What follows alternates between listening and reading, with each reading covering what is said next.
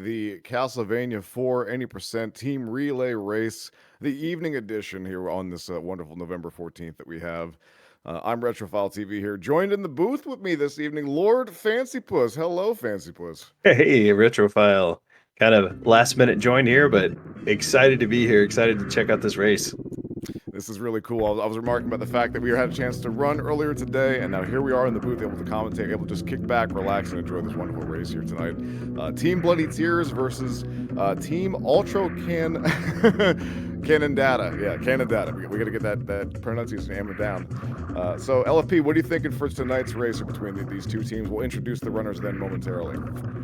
Yeah, I'm expecting to see a really close race. I think we've got a really well-matched group of folks, and you've got kind of experience all over the board from veterans all the way to guys that are just picking up the run here, over the past few months. So it's exciting to see how this is going to turn up.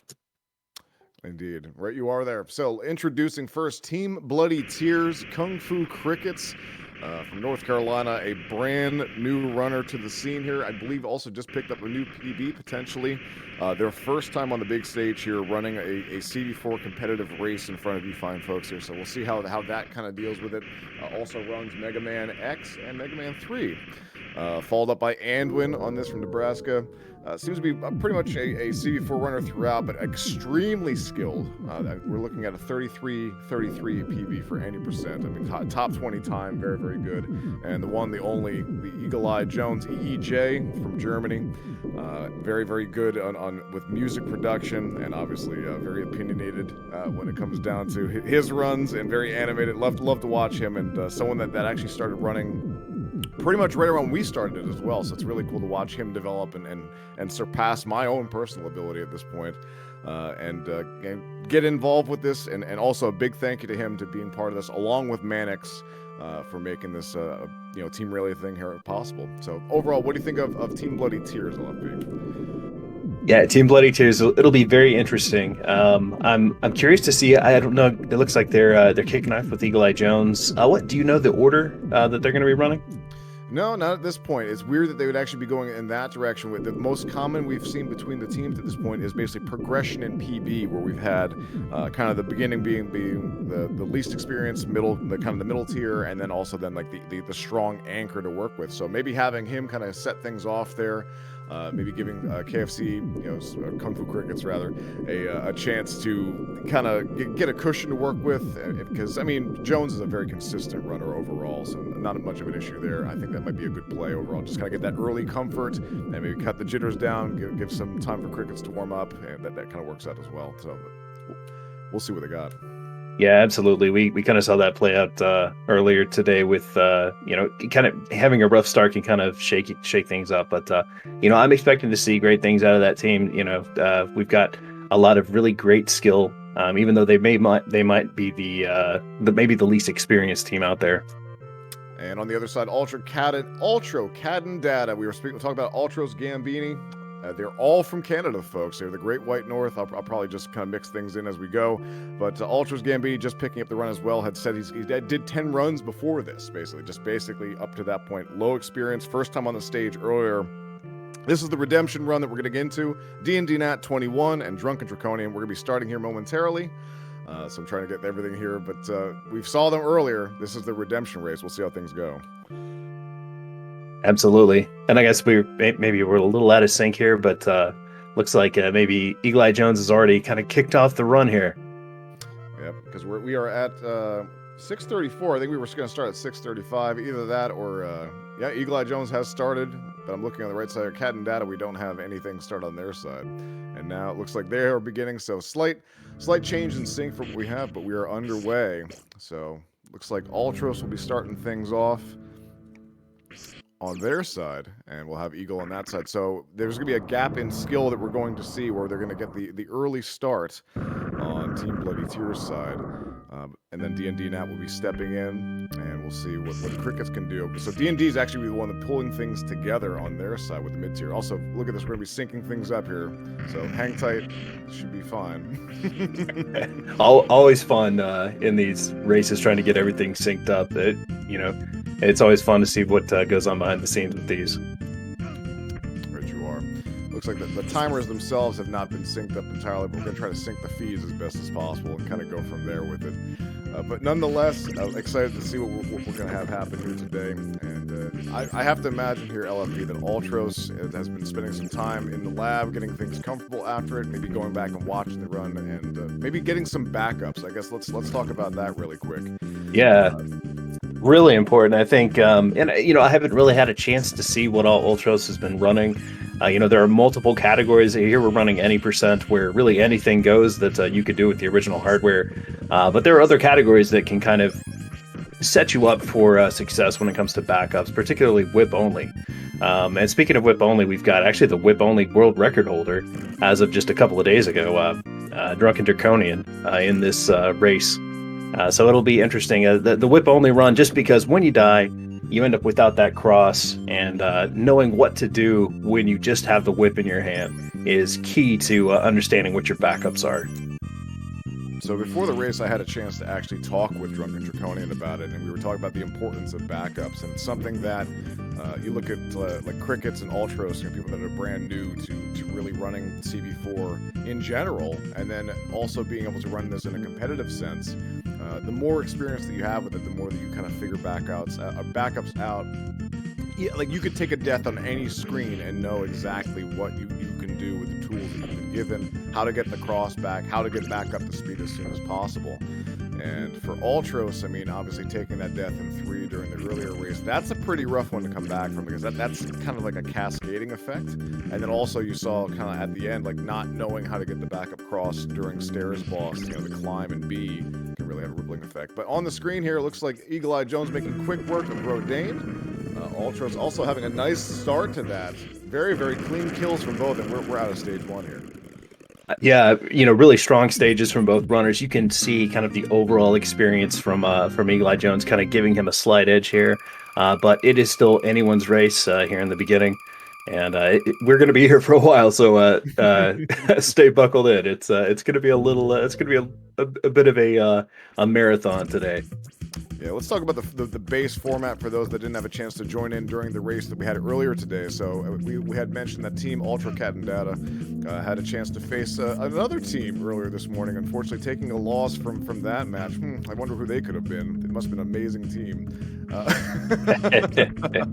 But yeah, we're doing a team format here, folks. 3 runners for each side, all any percent back to back to back. And they both started here at the same time, and we're trying to go through as best as possible. We have a good mix of skill. The teams are balanced as much as they possibly can be. And it's actually going to be very interesting to see where we see these runs go. Again, we're looking at Jones kicking things off versus Ultros. That's a pretty big gap in skill and experience, hands down. Jones, who's put in a good chunk of time with it consistently, whereas Ultro's still getting very much acclimated here. Also, Jones has had a chance to play this game competitively, participates in the weekly races, knows his stuff overall. So I'm excited to see that. And then also the D&D Nat has a chance to run things back with Cricket. So it could be a very exciting sync-up, possibly, if things go that way. For the anchors, we have the 2 experienced folks, Anwin versus Drunken Draconian. That's going to be a nice matchup at the latter part of this relay. Yeah, no doubt. It's really been cool to see how quickly Anwin has risen through the ranks. And but again, like you said, race experience counts, and so we have not seen Anwin in a big broadcasted event like this. So we'll have to see. Does that pressure change? His kind of how things look for him. So very interesting to see.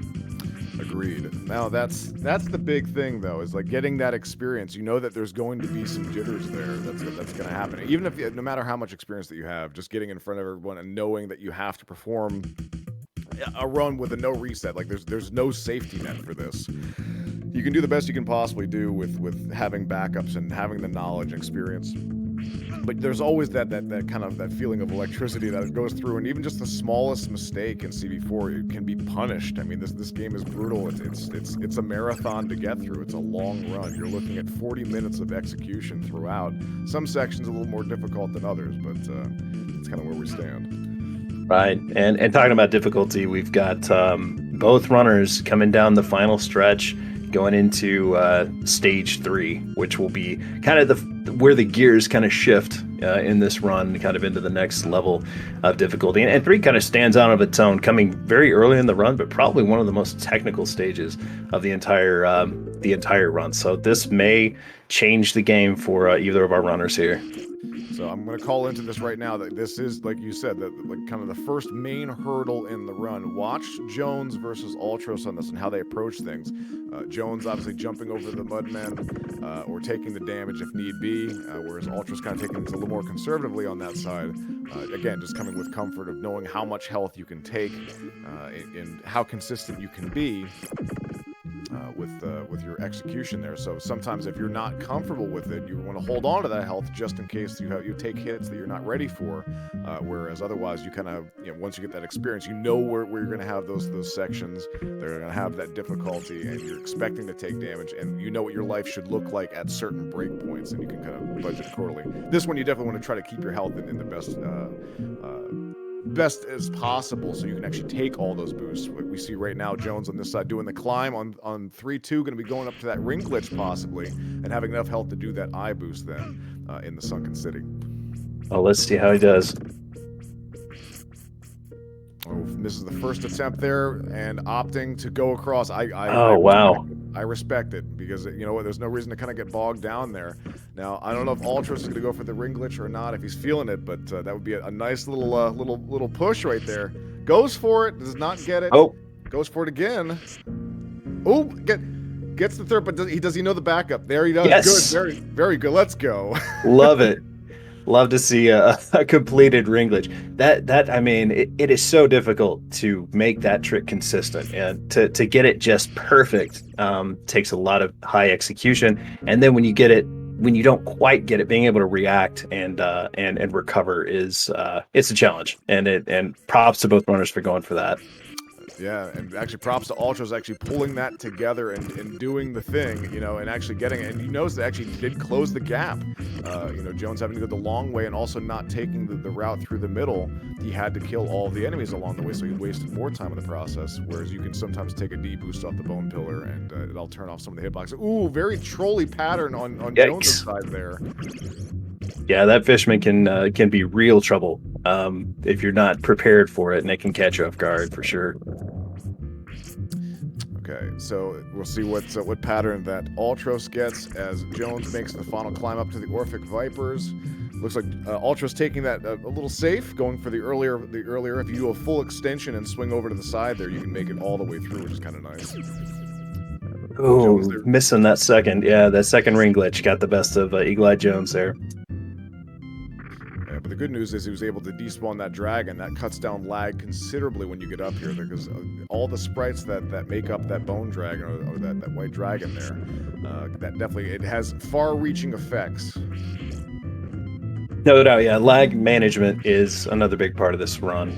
There are several spots in the game, particularly here, where a lot of sprites are being created. You've got feathers flying off of birds, you've got particles coming off the waterfalls, and the old SNES hardware just not quite up to task of really pushing a whole lot of sprites through, so it has no choice but to kind of slow down, which can not only slow down your time, but it can kind of interfere sometimes with the inputs that you have just for timing.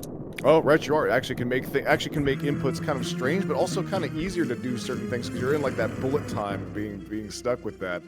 Jones having a very clean kill against the Orphic Vipers. Ultros with pretty good backup there, not too bad overall. Yeah, keeping pace with Jones here, which is awesome to see. Yeah, Ultros definitely having a much better stage 3. I'm excited to see both runners through stage 3 without a death, no major hiccups, but a lot of run to go left.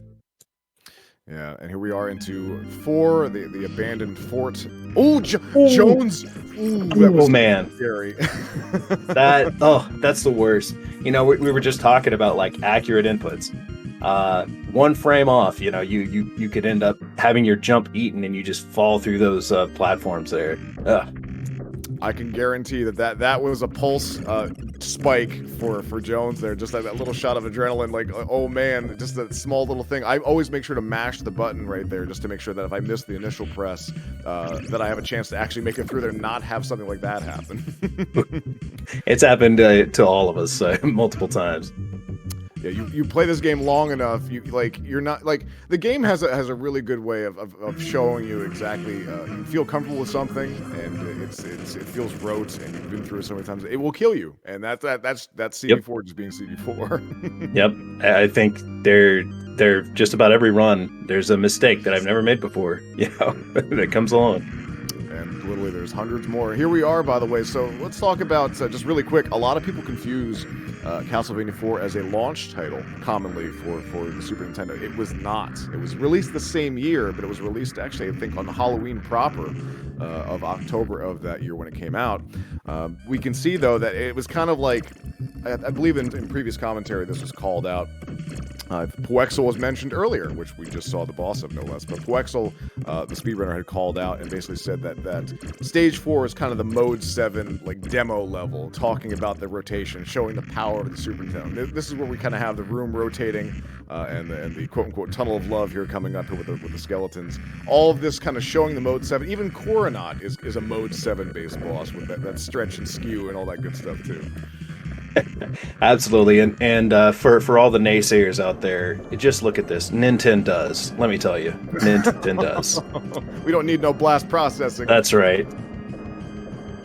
Now, let's quietly just kind of shove aside that Castlevania Bloodlines is a fantastic game, and that was on the Genesis. It never came over to the Super Nintendo. But yeah, Nintendo does. No, Right. we've got a lot of love for our Sega brethren.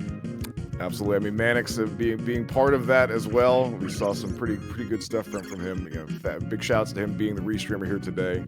Since we have obviously Jones on the screen here at the moment. But here we are. We're going up to the climbs to Coronats. I don't expect we're going to see any zips today at all. I would be really surprised if someone busts one out as a maybe a last ditch effort or something to kind of show it off. But I think overall in this team setting, you want to try to limit your issues or potential problems where you're kind of balancing that risk versus reward, because it's not just your own run that you're affecting. You're actually having a ripple effect that actually affects your team too. So you're going to try to kind of balance that as you go throughout the run.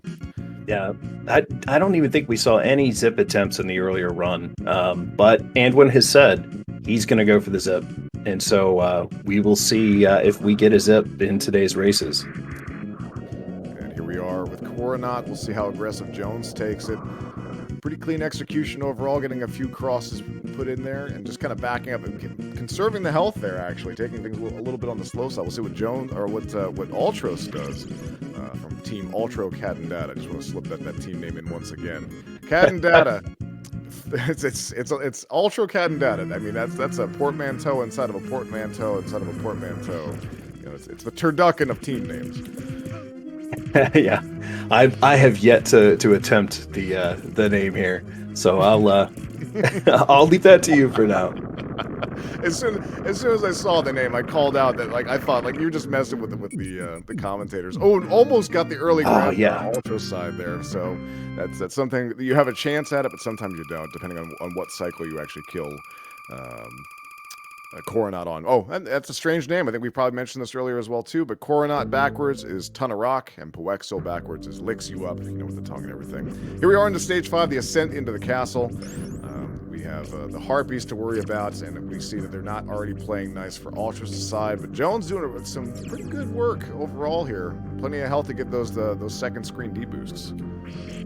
Yeah, both runners up, just taking things as easy as you can here. Of course, you're at the mercy of RNG throughout this stage. Oh, commentators curse.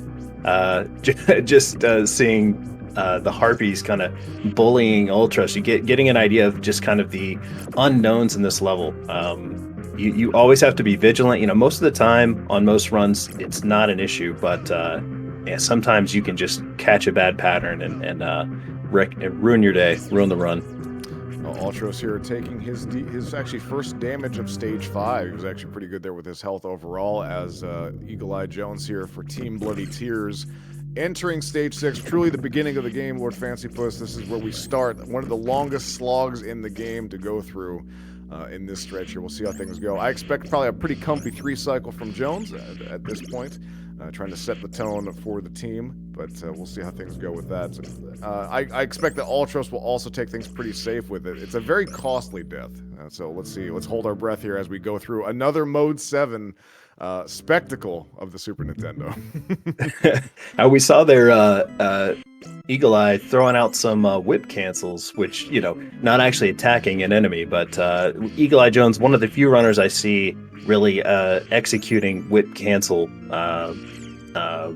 There he is again, trying doing some whip cancel, maybe just getting in some practices. It's a pretty challenging technique, basically allowing you to increase your whip speed, get more hits in there throughout them, and it's useful in multiple places.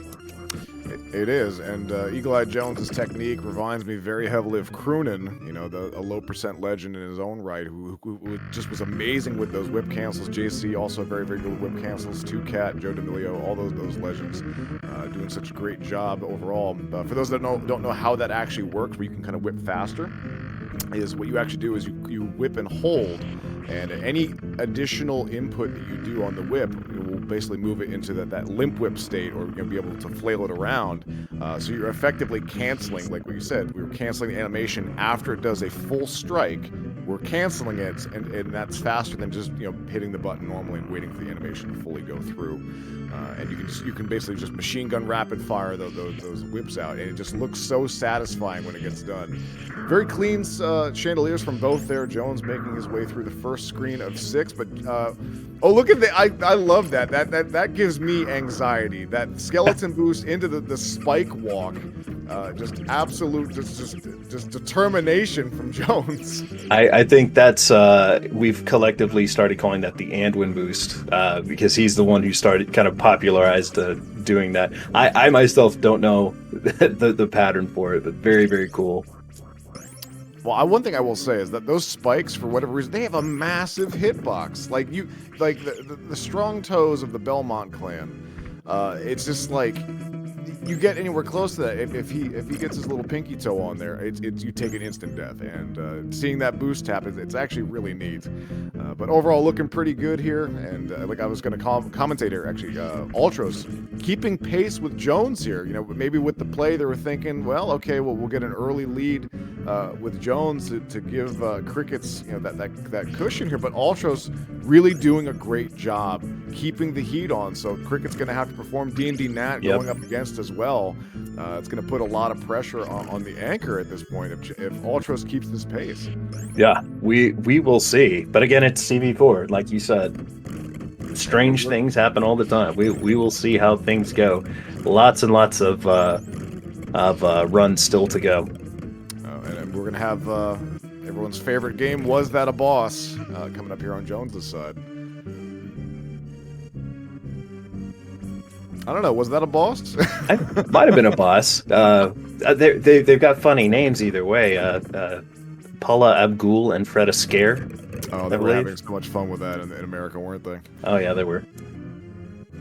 And again, Ultra's not too far behind, going through the coffin ring himself. Health looking very, very good overall, as we have Eagle Eye Jones here going into the library. We'll see if Bro Knight is going to be a bro, or is he going to try to take care of it as much as he can. Such a bro. Look at that. Oh, look at this. Yeah, it's just always so nice. Just letting him pass on through, then just saying hello, saying enjoy the library, enjoy the armory you're about to go through. And we'll see. I'm curious to know, you think that Jones is going to go for that book jump, or is he going to just kind of keep it on the level here to start? I would not be surprised to see EEJ going for the book jump, but I don't know. It's not something that I discussed with him, so we'll see how that plays out. Always nice to see book jumps. We did see D&D do that in the first run, so we may see several book jumps in this set of runners. Right you are. Oh, gets the low axe, but fails the stair dismount, so does not have a chance to take care of it. Now these book patterns are a bit strange, so have to kind of go through here in a weird way. By the way, just want to call this out here, just to say this. Anwin has said he plans on going for the zip, so maybe we will see that here today. We'll have to watch once his turn comes up, but I'm going to put a pin in that for later. As Ultra's making it through the dancers, no problem, and getting into the library as well, keeping things, again, very, very close and competitive. Love to see it. Absolutely, and Eagle Eye Jones opting not to go for the book jump, purposely avoiding that, which, like you said, just like going for the zip, trying to do a risky trick like that not only puts your game at risk, but everyone else on the team. So probably a wise move on his part. Yeah, fully respect that. In the team setting, looking good. Health looking really well for Jones at this point here. And get the high axe over on the Team Ultro Cadndadda side for Ultros. Going to take things pretty clean and easy on this one, and I respect that as well. In CV4, unless you're doing low percent, anything is faster than dying. This is very true. Yeah, there aren't very many good death strats in even in whip only. How about it? It's good for a quick fill, but look at those 2 clean D-boosts on the way here to Sir Cool. Looking to say hi to the suit of armor that cheats and can refill its health, but very clean. Just throw a couple of crosses, just shred through it, and throw a few whips out there. One and done. Good job there, Jones, and away we go into stage 8. And Ultros, not too far behind. We'll be getting there as well, but I expect now that with a lot of the main problems gone with the books, that we'll get a clean bill of health for Ultros through the end. And we have Eli Jones now entering one of the more challenging stages, stage 8. Kind of always feel my heart rate increase a little bit whenever I realize I've killed Sir Grackle and I'm gonna have to face this stage. But it's a very fun level. We had some discussion earlier about a lot of people, this is their favorite level just because of all the little tricks and just the challenge of it. So we'll see how our competitors do here. In the large scheme of things, it's actually a fairly short level, and when it's played well, it's not too bad, but literally everything is trying to kill you in one hit. That's kind of the bad part about it. And also, this is one of the main differences here between the Super Famicom version and the Super Nintendo version, being the red versus green. Is it sewer water, acid? Is it blood? Whatever it is at this point. Along with some other tiny little changes in censorship. Ultros taking care of Sir Grackle terminated. I have to call out that we didn't make a mention of Ultros' appearance, but yeah, full Terminator. Love to see it, and terminating this run, doing a great job overall. I love to see it. He's out to take Dracula's clothes, boots, and motorcycle this evening. Dude, don't even joke. Castlevania 64, they got skeletons on motorcycles. They did. That is truly a thing. So motorcycles are canon in the Castlevania mythos. Very true. I had completely forgotten about that. Well, most people try to block Castlevania 64 out of their minds as much as possible. But I digress. Here we are, Lord Fancy was going into Vegas Bridge. I don't expect a roll or a gamble, but we will call out that 2 rolls did happen today, and both were successful. So maybe Lady Luck is with us here. We'll see what happens with Jones as he approaches. Ooh! Wow! Whoa! What That a spike. reaction. That was a wasn't even the Matrix last dodge. spike. It's usually the last spike that's the problem. He nearly got stabbed. Ugh. Wow! And the reaction, that awareness. If you go back and watch that frame by frame, he had a few frame window to dodge that spike, and he did a great job with it. Yeah, that is clip worthy right there. Unbelievable. Nicely done. Frankie falls, and it looks like Ultros did not despawn that Bone Dragon. He hesitated a little bit. So if you just hold right through the Rosario or the Rosary that you get there, you basically hit a sprite limit, and it will not spawn that second Bone Dragon. But you have to. It looks like you're gonna touch the first dragon. Man, that Rosary will pop first, and if you keep going, you hit that loading seam. And the drip comes down, and all of the sprite limit is hit at that moment, and that Bone Dragon will not spawn. So unfortunately, a small little time loss there for Ultros. But again, anything's faster than dying, so let's go. Stage 9 on Jones' side. Team Bloody Tears looking strong here to start things off. It's weird to go from the dark into the light within the game. Goes for the skeleton jump and does a good job with that. Ooh, clean dismount there from Ultros. That was very nice coming off the stairs there, quick and fast. Let's see if he's going up to Vegas. I can't imagine he's going to be doing a bit. Man, that bone, the Bone Dragon despawn, like I don't even know what I would do in that situation. That's not something that you practice a backup for. You know what I mean? Unfortunately, here it looks like Ultro's taking the first death of the run here in 8, but overall not too costly. There are worse things out there. You get the cross right back here if you know where it is. Let's see if he knows this backup. And he does. Fantastic. Awesome. Okay, so That's not Yeah, too bad. altogether, it's not the most costly death time wise in the world, but at this point, he's on the big stage. He knows it's gotta heighten that level of intensity here.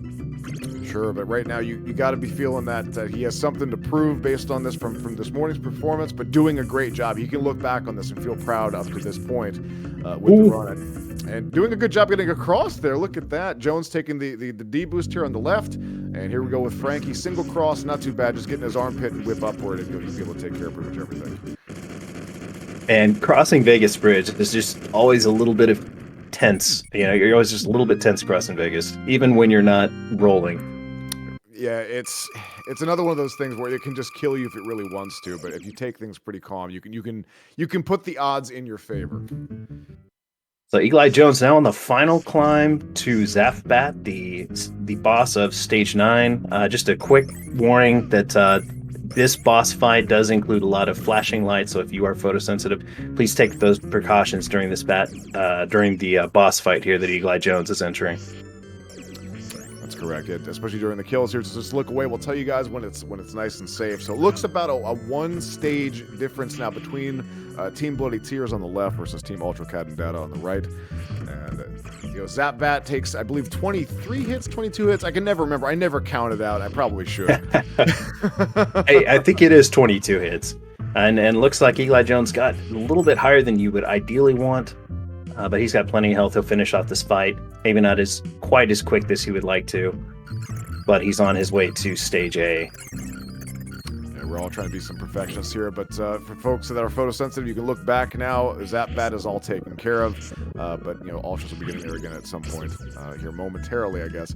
As we have Jones coming into Stage A, going into the twilight of his run. Only 2 stages left to go. Really good music, really difficult jumps to get into with this one, and some pretty crazy tech. You can go really ham on A if you know the strats for it, or you can go really safe. So we're going to see what happens with this one.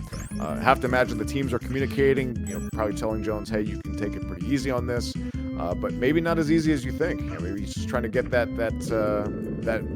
buffer for crickets to work with. So maybe he will go to a little risky. We'll see.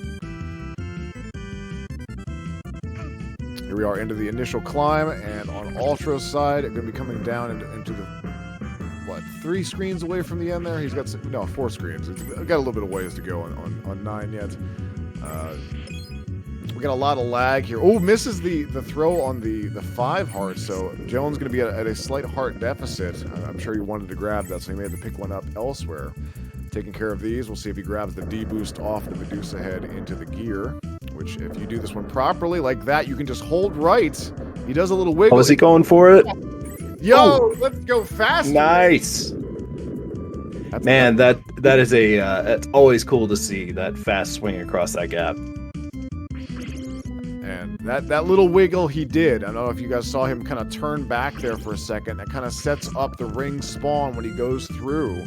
And he's very consistent with that. I watched him do a couple runs, and that does save a mess of time, having not have to climb the stairs and go across the rings that way. So that's nice. Look at those whip cancels. There they are. Whip cancels. That's hard, man. That's very difficult. Yeah, those are tricky. And he stays very close to the axe. It kind of gives me some anxiety. Rather than if you fully extend out, you're definitely completely safe from it. But he wants to basically just graze Simon's hand. Throwing the whips, trying to go for the fast descent, but unfortunately misses one of the axes there. Gonna pull down, gets away, very good. Also, photosensitivity warning here. Ultro's coming into the chamber here for Zapbat, as we have Jones going up against the mummy, Akhmadan II. LFP, we're talking about the mummy fight. What are we to expect here? So Mummy is RNG nightmare, but he can spawn in several places. He spawned in a very good place for Eagle Eye Jones. He may get a 1 cycle. Oh, just shy of the 1 cycle. Yeah. So the 2 places that he spawned for Eagle Eye Jones there are the best places, either the far left or the far right. But when he spawns in the middle, you're probably not going to be able to get that in 1 cycle. You're going to be in for at least 2 cycles. And then those different projectile attacks can hit you in different ways. And so it is a tricky boss fight, especially challenging with the RNG to do it quickly. Right, you are, LFP. And we have both of them completing their respective stages at the same time here. We have Jones coming into the final stage, stage B, 5 bosses. Most people say 4, but I would say Stairs Boss qualifies as a boss. Within the final boss rush, on our way to the room of close associates. As we have Team A, or sorry, we have Team Ultro Cadndadda in Stage A on Ultro's side here as well. We'll see how he handles that. Yeah, I hear Room of Close Associates, and it's got an all new meaning for me now. It does, yeah. That's our team motto. But right now we are the team of commentary associates, which I'm okay with right now. But hey, in a weird way, we're kind of doing some scouting for next week. We'll be going up against Team Bloody Tears on the 20th, this coming Saturday. So the team relay action does not stop today, folks. That's right. We've got at least one more day of action next week. So it's exciting to see this game being played in this format and getting so much of it at once. I remember during the tournaments, you get the one race and it'd be over. It's very exciting, but this is cool to just hang out, watch some Castlevania. Very, very cool. Agreed. I was actually talking with Chuckles W73 yesterday, another CB4 runner, about the Team Relay format, and I actually think that next time we do this, if there is a next time, it would actually be cool if each runner did a different run. Like we had any percent whip only and then low percent, between the runners, and have that little level of spice to kind of go through and see what that works like. But for now, we're focused on what we got. We got 3 any percents back to back, and we're about to finish the first round, so we get to do first and 10, do it again. Right after here. And Jones making quick work of Stairs Boss, grabbing that extra meat to have full health going into Slagra. Here comes the final 4. Yep, Eagle Eye Jones going into this with a healthy heart count, full health. Let's see how the bosses treat him here. Coming into Slagra, who may be the most random boss of the entire game. Definitely, among speedrunners and even casual runners, one of the most difficult, if not the most difficult boss of the game. Jones going for the advanced cross strats, looking to try to overlap those crosses, that when they do that tick of damage, if there's more crosses there on that very large sprite of Slagra, it does more pips of damage, trying to cut down this auto scroller of a boss. It looks like he's going to make some quick work of him with plenty of health, as we have an advantageous spawn, unfortunately getting pushed back for Ultros from Akmadon there, but giving very favorable spawns to both runners. Look at that, Mummy being the bro. Look at that. All right, on to Gaibon, the winged brethren to Slagra.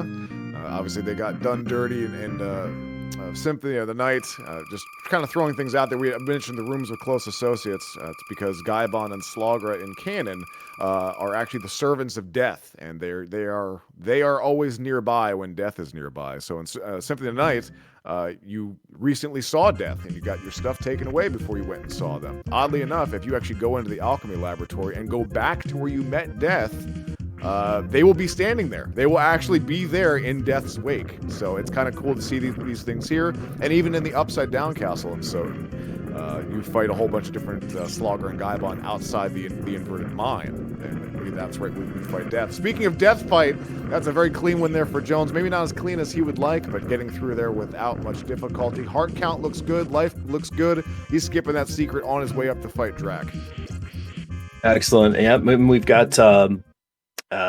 again, beating on his way into the stair boss himself, starting the climb with that triple cross. Let's hope that nothing befalls him here. It's a very scary climb, and in the last race that Ultros and I were head to head, it gave both of us trouble. It can be a very challenging sequence.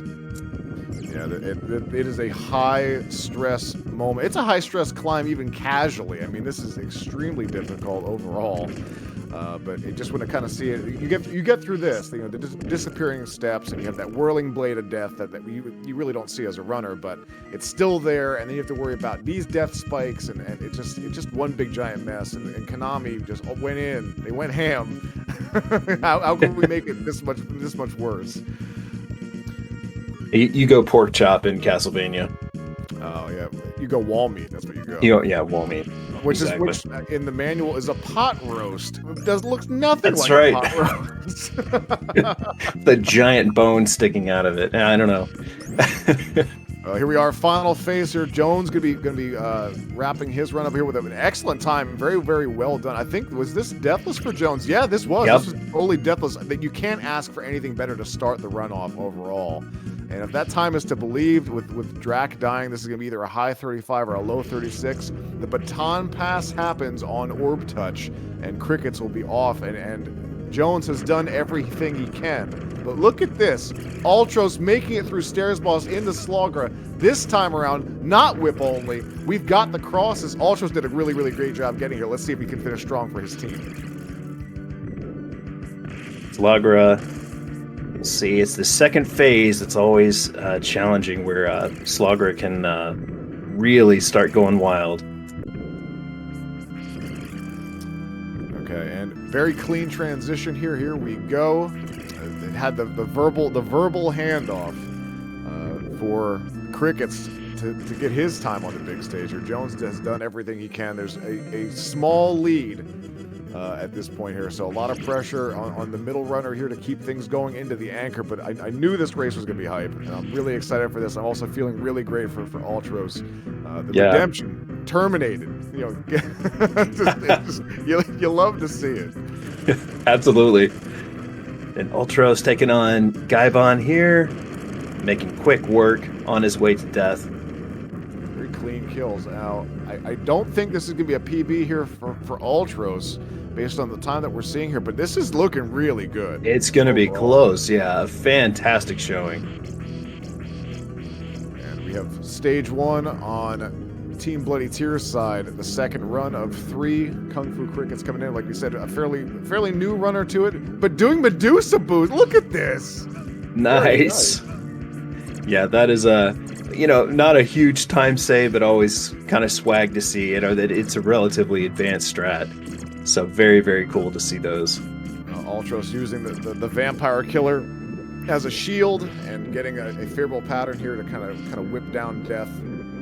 That scythe jump, very scary. That scythe, the most damaging weapon or item in the game. The most damaging thing in the game is literally Death Scythe.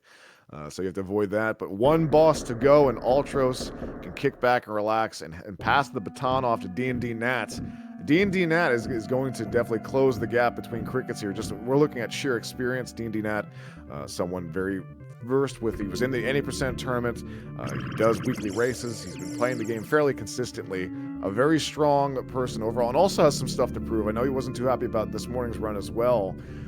And he had a really good run beforehand. I actually was watching him warm up. He had a 36 today, so definitely he's got some good runs in the tank. We'll see how he does once he gets the baton passed it his way.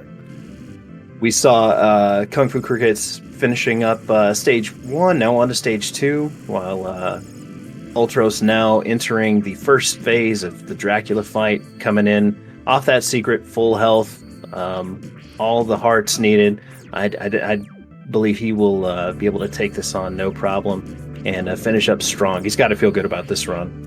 Yeah, this is definitely this is night and day, and you can see he was smiling during the run as well. It was looking pretty good. Just has to finish this one out here, and D&D Nat definitely chomping at the bit to get going. As we see Crickets making quick work of stage 1, actually doing a really great job here in stage 2 as well. Here, that was a very clean bat boost, taking care of the bird, going with the low routes. He's definitely got some promise there. The PB that he has does not seem to lend to the skill that he's displaying at this point. But we'll see how the late game treats him. Phase 2 for Ultros, plenty of health to work with. Good cross placements. Drac could be falling down here soon. Oh, but playing peekaboo in the corner, trying to delay it out, but terminated. He gets it out of here.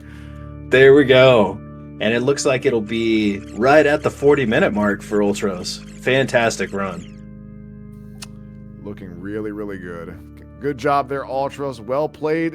And unfortunately, this may or may not be a sub 40. I'm not sure exactly how the timing worked out for him, but Drac takes so long to die. Based on the timer that we have on our side, this is a sub 40. Sub 40 for Ultros. Well done. Fantastic. GG's to Ultros. We've got D&D now taking the reins, taking off, starting his run for Team Cadndadda. Cadndadda, Ultro Cadndadda. Just it's the Great White North, Team UC. If you want to take the easy route on that one, but also a buttery smooth transition there for Mannix. Like just a big shout out to the restreamer on this one here and the work that he's putting in behind the scenes here to make this work for us fine folks here to watch. Into the river, Medusa already taken care of on Cricket's side.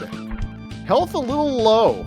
Looking like, oh no, he's actually on the second side, so he can actually take some extra boosts here, and he does. I'm sorry, I lost which screen he was on. He'll be going into stage 3. Let's see how he tackles that, the first big hurdle of the run. Here we go. We were talking at the last relay about the differences when you're in a race with a team and you've got a team in your ear during the race.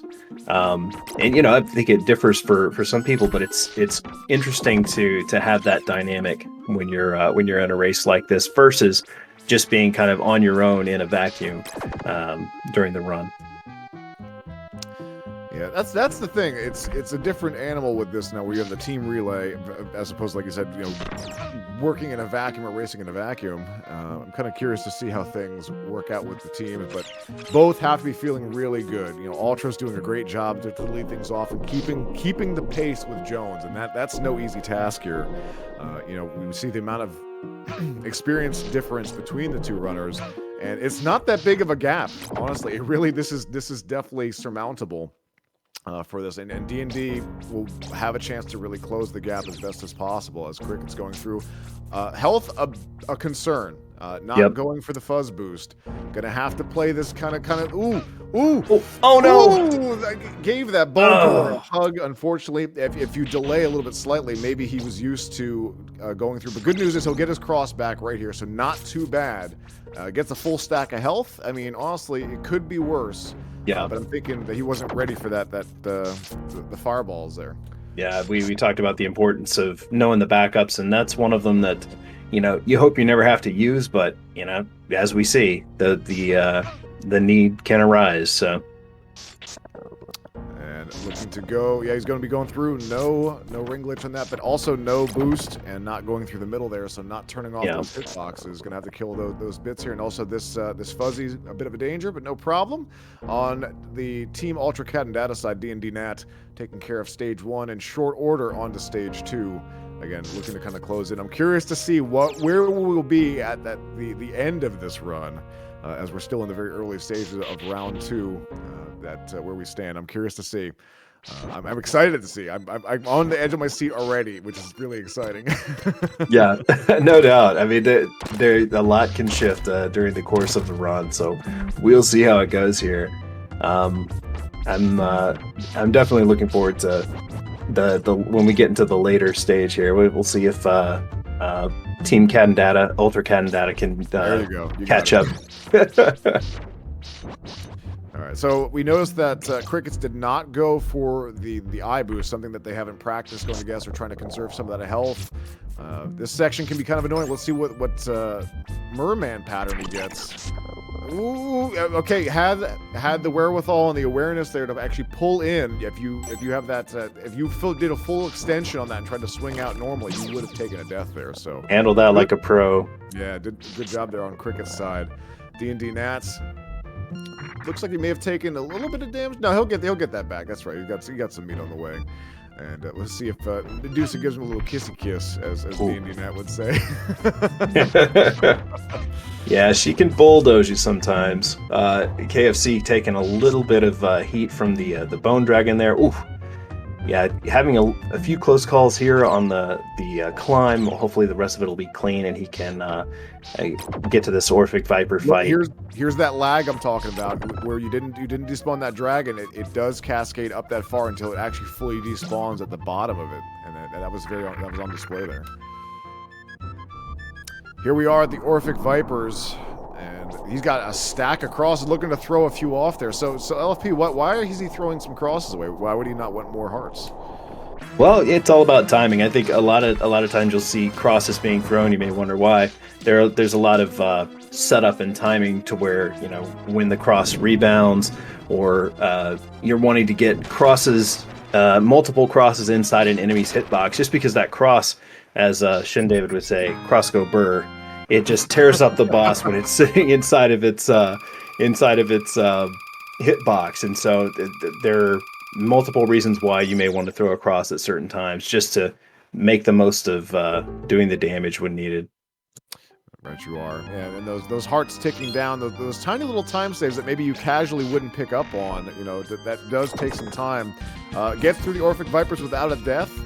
Not a quick kill, so I know that D&D Nat pretty competent with that. Should be able to close the gap even further as we come into the Abandoned Fortress. Having to wait for this cycle, if you actually wait a little bit before you fight that second Skeleton Knight, you can actually get a more ideal cycle, because once you hold right, those platforms spawn in sequence. You can get right across.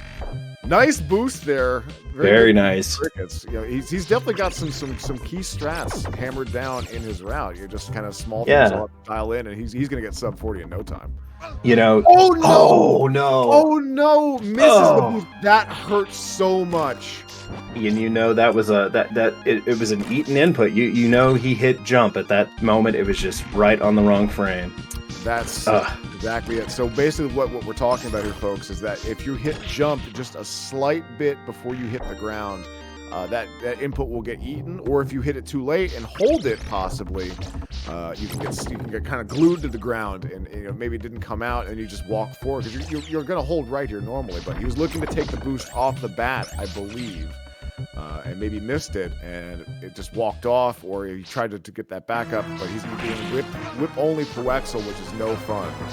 And if you haven't practiced this, you know, sometimes maybe the safe way is to whip him, whip up, because each time those peanuts, those coins, those cashews, those whatever they are coming down from the ceiling, the 97 jawbones that Puexel has, but he gets through it, thankfully. That's all you can ask for.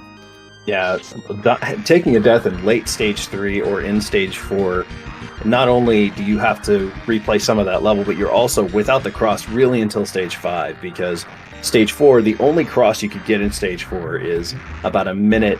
That's about a minute to the run if you go for it, and so it just does not make sense to go for it whatsoever. Right, you are. Looks like D&D Nat making a clean path here through 3. He's still making it through on this side. I didn't see if he went for the jump. Oh, that was really scary. That drip almost had him. Okay, he's trying to calm things down. He's got jets of water. He's got an eye chasing him. Ooh, he makes it through. Man, I was on the edge of my seat for that one. Dracula coming after Simon Belmont like he owes him money. I know we've got the coffee break going on the left screen, and then we've got all hell breaking loose on the right. Love it. Yeah, and I can already tell that with just how D&D Nat is, like that the energy is just pumping during that. Oh, almost had the ring glitch as he's making the climb up here in this point, but does despawn the dragon, so he does gain some time here by not having that lag to deal with. We'll see what kind of Orphic Vipers kill he gets at the very top. He's opting not to go with the safety meat, so he does not need to give those Vipers a hug. Oh, slipping off there a little bit. That's kind of a scary thing. You can fall down to your death. That happened in my run earlier today. I've slipped on that, very nearly met my end, but thankfully both of us made it through. Hopefully he'll get a quick kill on the Vipers, and then KFC now finishing up the Tunnel of Love room on his way to the final climb to the boss of stage 4, Coronat.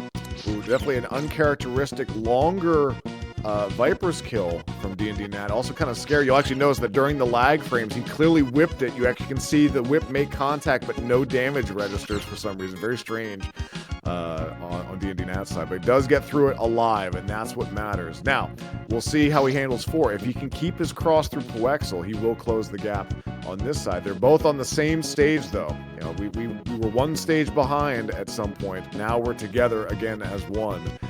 Albeit on opposite ends of it, as we see KFC going up to Coronat, and he has a little bat friend hanging out with him. Causing him to miss the cycle on that. That's something else. I don't know if I've ever seen the bat spawn like that. That would be that right there. If someone would clip that and had some editing experience, they could put a little troll face on that as he flew by.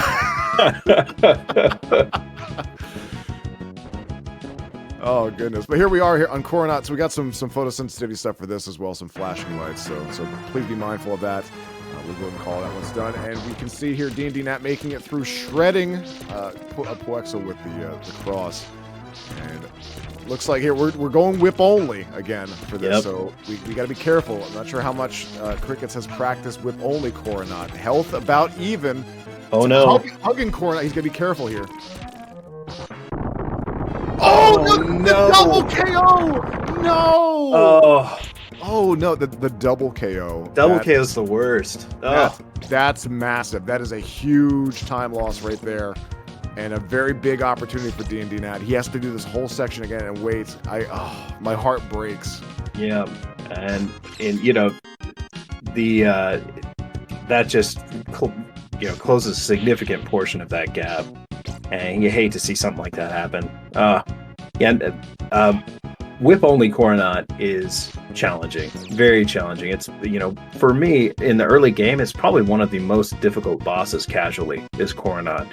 Once you get a handle on him and kind of understand his patterns, maybe not quite as difficult, but you can never sleep on Coronat. It's rough. That is a very scary. It's actually a very disorienting fight because the bricks themselves they spawn up in the UI up there, and it's kind of hard to tell where they are sometimes. It can be difficult, and that you hate to see it. You think that Konami would give you a pass. You beat the boss, but no, that's a rough way to go. Yeah, the boss of stage 3 and stage 4 can result in a double KO. And that's just the worst feeling, to know that you spent all that time, you got the boss all the way down, but yet you didn't prevail. Yeah, that was definitely a rough thing to have happen there, and that's a big thing. But doing a good job here with the axe and the whip in tow, giving it a hug again. Oh boy! Almost 2 in a row. Yikes! But he makes it through, and we're through there. Now D&D now on his climb to Coronat with the crosses. So should be a much quicker fight. This gap is slowly being reduced, or quickly being reduced now. Yes, and we're coming into 5. We're getting some bad harpy patterns on Team Bloody Tears side here for KFC, and we'll see. Again, photosensitivity warning on the right side here for Coronats from Team Ultro Cadndadda's D&D Nat. Throwing away some crosses, getting his stacks in, but taking care of this one pretty quick. Let's see. He's got a full stack of health, doing a good job juking and jiving, throwing those crosses, whipping him in the face. And he's going to walk into that. That's it. That should do the trick, and does. All right, on the left side here, Team Bloody Tears, stage 5.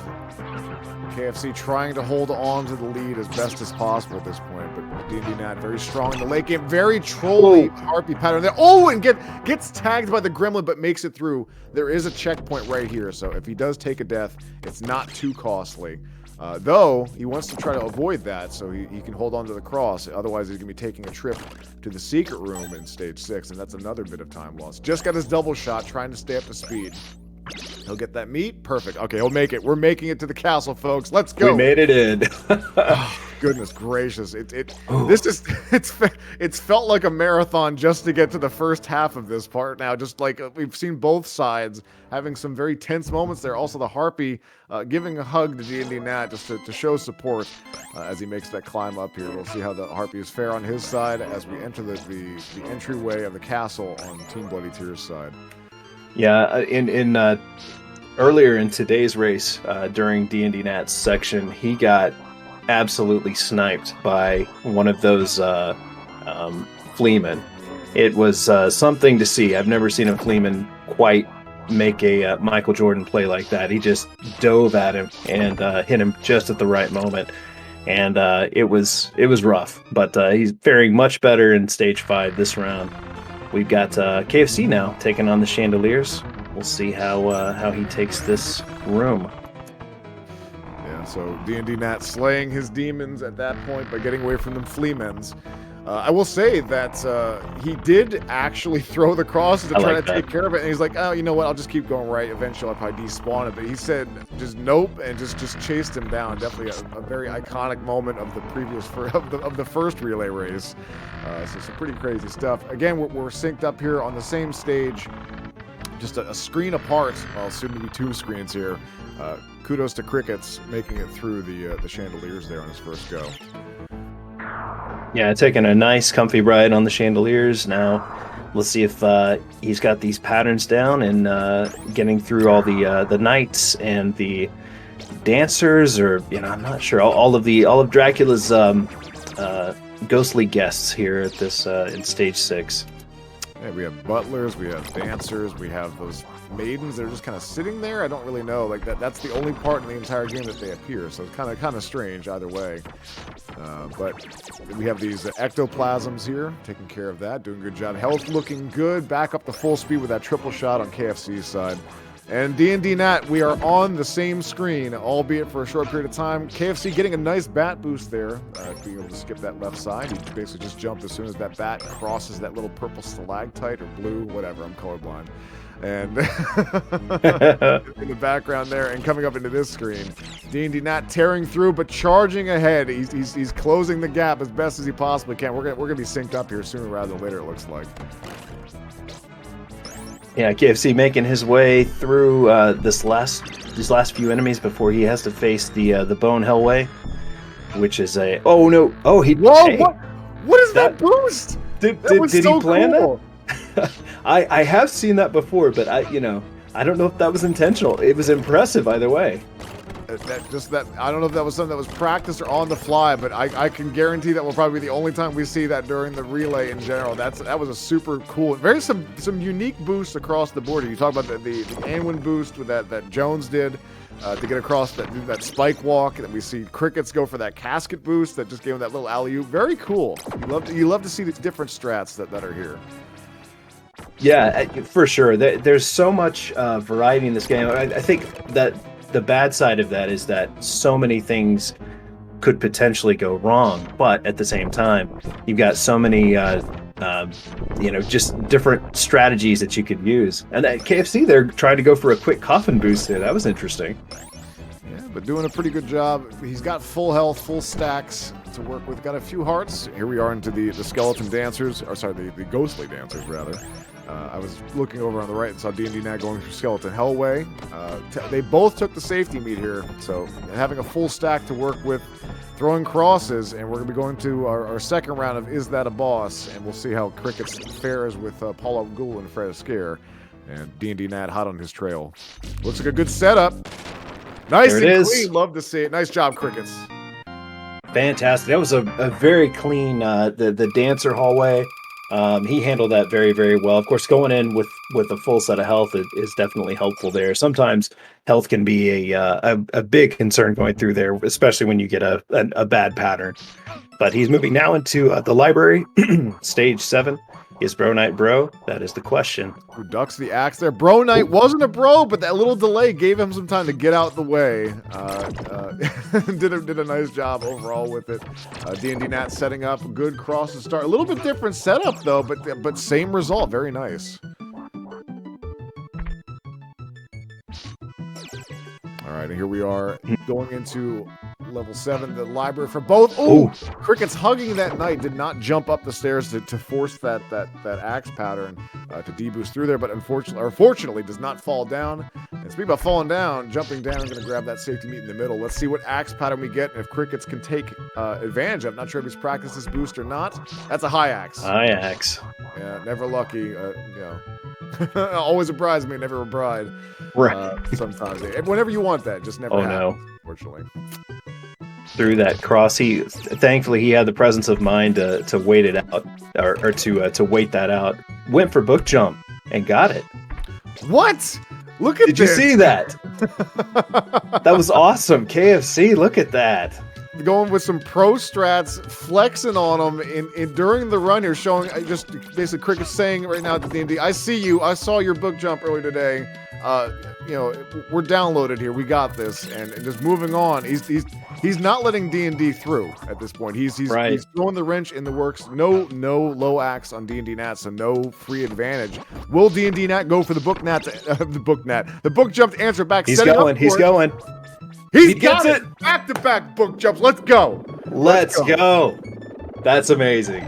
Oh my God, we've got I knew this was gonna be a hype race. This is looking so good, and we're so deep into this run here. The anchors right now gotta be sweating. Didi and Anwin, that they have to finish it. They're not gonna have a freebie to work with.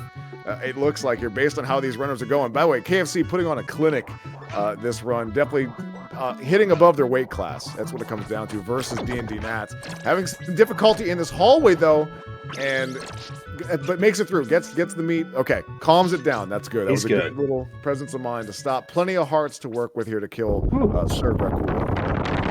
Man, this has been an incredible stage 7. KFC just keeping the heat on, but it's just barely holding D&D off for taking the lead. Wow. Now we're heading, the heat. Speaking of heat, here comes stage 8. As we saw before, can be just an incredibly challenging stage. It unfortunately caused the only death that Ultros suffered. Let's see how KFC handles this, and then followed by D&D very close behind. Into the final third of the game, 4 stages to go. All of them equally challenging in their own right, with plenty of opportunity for death and despair. I appreciate Crickets are ducking under those fireballs here, trying to keep things going forward. Again, anything is faster than dying, so just trying to keep things clean, and give his anchor the chance to keep going here. But Nat trying to be in pursuit. Ooh, that was a very close jump across the spikes. Oh man, I can feel I'm getting hyped from this. Okay, taking it nice and safe. Does a good job there. Gets through. Perfect. That's all that matters. Yep. Got plenty of health. Moving into the second room here, man. D&D is catching up here. KFC's taking it, I believe, a little bit slower. D&D Nat. Very nice boost there from D&D Nat. Will he go for the top boost as well? Does he get it? No, he doesn't get it. So close. He doesn't get it. He's going to make it through here, though. But he did close some ground there, going with some aggressive strats. KFC properly despawning the dragon there. Almost did not make that jump. It was very close. The mighty toes of the Belmonts just grabbing on there. He's got a full stack of health. We're on the same screen here. D&D Nat closing in. This is going to be pretty hyped toward the end here at this one. Let's see what we got. Over the bridge we go, and just a few screens left on this. Will we see a bet on Vegas on either side here, LFP? What are you thinking? I don't know. I have to guess that both runners may not want to put the run at risk, but tensions run high. You're in a race. If you're not aware of what the other competitor's doing, you may feel like you need to make up the time. Look at that. So Cricket's opting to try to go without the invisibility potion, and then takes a hit. It's like, you know what? I'm going to go back and grab that. Jumping the eye. Look at this. He's got it. Okay. All right. Here we are, coming up the Vegas Bridge here. Looking through. Does a good job. Stop and go. Red light, green light. And he's going to wait, and that's good. Vegas, be kind. Very good, making it through. D&D Nat also approaching. Bets on Vegas. No, it does not make it. Oh no! Does not make it. He was closing the gap. Oh, he was. Oh my God. He got it earlier in the first race. Unfortunately, Vegas, the house always wins. Eventually will come back to bite you on that one. Now has to get the cross back up to speed. KFC pulling back ahead right when D&D Nat was in striking distance. My goodness. My heart's beating, almost like it was in the race earlier today. This is crazy.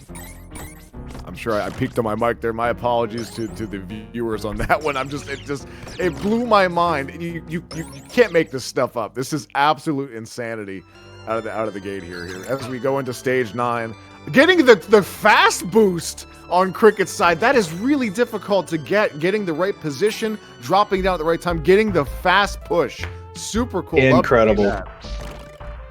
Wow. This is nutty. This is really crazy. I did not expect this coming out of Cricket's here, and I apparently have underestimated. You got to watch this runner. He's definitely got some moves, got some skills to work with, and we'll definitely be getting sub 40 here real soon as we go through. Very nice. Okay. Right. Take it. We got to take a breath there, man. Oh, gee whiz. Yeah, gonna have to bring it down here. It's kind of a stressful moment here, but does a good job. Good cross placement. Very nice. Getting through that and getting that checkpoint. That is an all-important checkpoint that KFC just got at this one. Taking the boost off the Bone Dragon. D&D Nat has his cross looking to get that stack up of multipliers. Oh, just a slight miss on that skeleton there. Goes for the skeleton jump. Very nice. That jump to me, I'm actually surprised how many people have been going for that, because if you actually time that jump or position that jump wrong, you can actually get pushed back at the pit. Yeah, it's happened to me so many times that there was no way I was going to try that on the run that I did earlier today. So yeah, very scary jump. Pretty insane. And here we go, almost to the top here for KFC. I appreciate that play. Yep. Look at this. The fact he has that knowledge, though, and knows that's really cool. You can go back down, get that double meat, double dip, and double down. And we see that D&D Nat also getting through to that first checkpoint. All important at this point. That's a long slog, but he made it through there. Kung Fu Cricket's here, despawning the second dragon, going for that D boost through there. Oh, didn't get on the steps, was able to readjust. Very good. Photosensitivity warning for folks again coming into Zap Bat here on the left side for Team Bloody Tears. KFC, Kung Fu Cricket's putting on a clinic once again in this run here. Vegas being Vegas, and D&D Nat trying to charge through at this point. This one's looking real good. Yeah. You know, we've still got 2 stages after this. It's still a lot of danger left of the run, but man, it's going to be so close coming into the final. These anchor, the anchor race is going to be something else. I do not envy them, because this is not free. You know, they don't have a cushion, or they don't have this insurmountable thing. It is on them at that point, and I'm sure that they know that. But nonetheless, here Kung Fu Cricket's having some difficulty with Zap Bats. Almost has it down. There it is. Finishes it. We got 2 stages left to go on KFC's side, as D&D Nat has pulled back within striking distance. You know, starting Zap Bat at this point. Not too bad. Let's see how the kill goes on his side. Very curious to see. 22 hits, like we talked about here. Very, very clean. He hasn't missed a single whip yet. Yep, getting them in where they need to be. Hadn't missed a single one. Gets a good height. This is a perfect height. Stacking some crosses there, looking good. He definitely gained some time there. Very clean kill. This is looking good. D&D Nat, congrats. And photosensitivity goggles are back off. You know, you can take off the Ultros sunshades.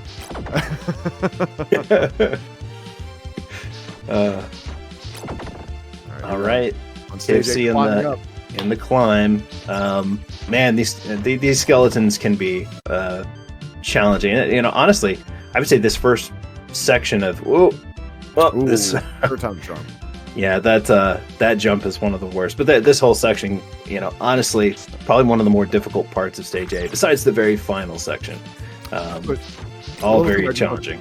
Yeah, I agree. I just want to kind of talk about really quick why that jump is so difficult, and it's because the cogs that you see there, the little spokes that stick out, they're actually sprites that are there. That's why this screen is also laggy as all get out. But what happens is the game... Oh, nice boost there! Is he going to go for the fast range? What? That is absurd! That's 2 for 2 my for Team Bloody Tears. I don't even go for that. That is insane! Unbelievable here. Oh my God. Is he going for the fast climb here? No. Okay, good. I was getting worried there. That's just this is nutty. we are in a twilight zone right now. What is going on? I need to gird my loins for moments like that. I'm not ready. I'm not ready. Okay, all right. Anyway, as I was saying, the little spokes you see on the cogs there, those are the teeth, rather, you see. Going the right side, going for the meat. Very good. Those are sprites, and then when they overlap, they actually shove Simon out to the right. They don't, you can't overlap with them, so that kind of throws your jumping off sometimes. It will actually push you just outside of actually being able to jump and make that. So that's insane. Okay, calm it down here. He's going to go for the rosary on the right side, which I fully respect on this. Super clean. Waiting for the ring up to this point. And wait, look at this. Look at this. D&D Nat, while we've been yakking on, he's closing the gap quite a bit. They're going to be walking to Akmadan. Oh my gosh. These patterns here. What a climb. Oh my god. Yeah, the pattern is going to make all the difference here. That's crazy. We got a middle pattern for KFC and a favorable pattern for D&D Nat. This is huge. This could change the lead right here. Will we get the one cycle? KFC he doesn't have the hearts. No, he doesn't have the hearts, and he got pushed back, and that's not what you want. But look at this. He's got the hearts on KFC's side. Gonna hold on to the lead. Holding on to the lead. Oh my gosh. D&D Nat whipping it down. Akmadan dying 2 cycle on both sides. We're going into stage B. Let's get freaking hype. Here we go. This is what you wanted to see. Oh wow. Oh wow. It could not get any closer. This is crazy. This is awesome. Going into stage B in tandem, and we're an hour into this from 4 different runners. Oh look! Ooh. Oh my god! No. Look at the crickets. And D&D Nat officially taking the lead, but only by a single second. Look at this. They're going to be walking in tandem on the bridge together. You could not have written. Look at this. They're in sync almost. That's crazy. Well, thank you, fine folks in the crowd, for joining us here tonight. We knew this was going to be a really good race, and they're putting on a heck of a show as for you. And look at this. Also, turning around, that's a tough whip to do. You have to whip those bats and reduce the lag as much as possible. D&D Nat doing a little bit cleaner job there. Both taking some licks, though, in the process, so some damage. And here we go. Holding our breath for a clean climb from both. Let's go. Yeah, I counted it. They're about 5 seconds apart if the feed is to be believed here. It is anybody's game here. Yeah, this is insane. This is my heart is pounding, and I'm not the one that's in the race. Just so many hype moments. Honestly, KFC versus D&D Nat. This has been a highlight. Just this whole section has been just absolute nutty. And KFC back in the lead. KFC back in the lead. Look at this. This is crazy. Flopping. He gets a better pattern. Oh, look at this. Doing a great job. Yeah, getting the better pattern. And D&D Nat trying to pull back from this one.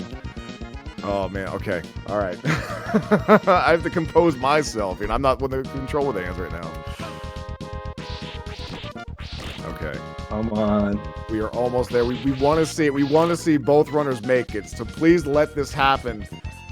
And then Slogra could be the big deciding factor here. The anchors, though, got to be getting ready to get that clean baton pass. Oh, D&D having a little trouble getting off the stairs in this last climb, giving KFC just a little bit more lead. He's got to stop for the meat, but KFC now entering Slogra. Here we go. Yeah, he's got 1 pip of health left, or taken off from his health there, so that's a bit of a problem. Gets the cross set up to start here. Look at this. Very clean. Get him in the court. Look at this setup. What is this? This is insane. Going for the triple crosses here and going to do quick work with Slogra. Very nicely done. Very, very well done on Slogra. I'm extremely impressed by KFC's. They're definitely showing, again, very much hitting above their weight class. Has been, doing the Goku strats of training. Apparently has just found their footing. You love to see it. D&D Nat also making quick work with Slogra. Very, very nice. As they're going to be both on to Gaibon here. Oh, no. Never mind. The KFC takes down Gaibon. 2 to go. Wow. D&D having a little trouble there on Slogra. Just it was a little scary there. He was down to 4 health. And Slogris can sometimes just be absolutely aggressive. Drunken Draconian's run earlier today, we saw probably one of the most aggressive Slogris I have ever seen. D&D Nat having a little trouble with Gaibon here. Yeah, that happens. And KFC here setting up for death, getting the right setups. And that's a really pristine death. Oh my god. What? KFC has got the skills. That's amazing. Where did these abilities come from? That's just unbelievable. He's heading straight for Drac. He's not stopping for the secret. That's a really great run here. Very, very nice. And D&D Nat setting up as well, stacking those crosses. Death, clean kill, both going into Drac. Great death kills from both runners. Oh, wow. It comes down to Drac. If they both have a clean kill on Drac at this point, well, KFC will be the one to kind of, will actually have staved off and kept, oh, look at the peekaboo on the right side. That's low damage, unfortunately. Very, very unfortunate spawn for KFC. Nothing you really could do about it. Giving Drac a little hug there. But, oh man, if they both get the kill at this point, there's no doubt about it. This is coming down to the anchor race at this point. That the teammates have done all they can to give them the best foundation they can, and we're going to be in for a hype one. It's going to be Anwin versus Drunken Draconian.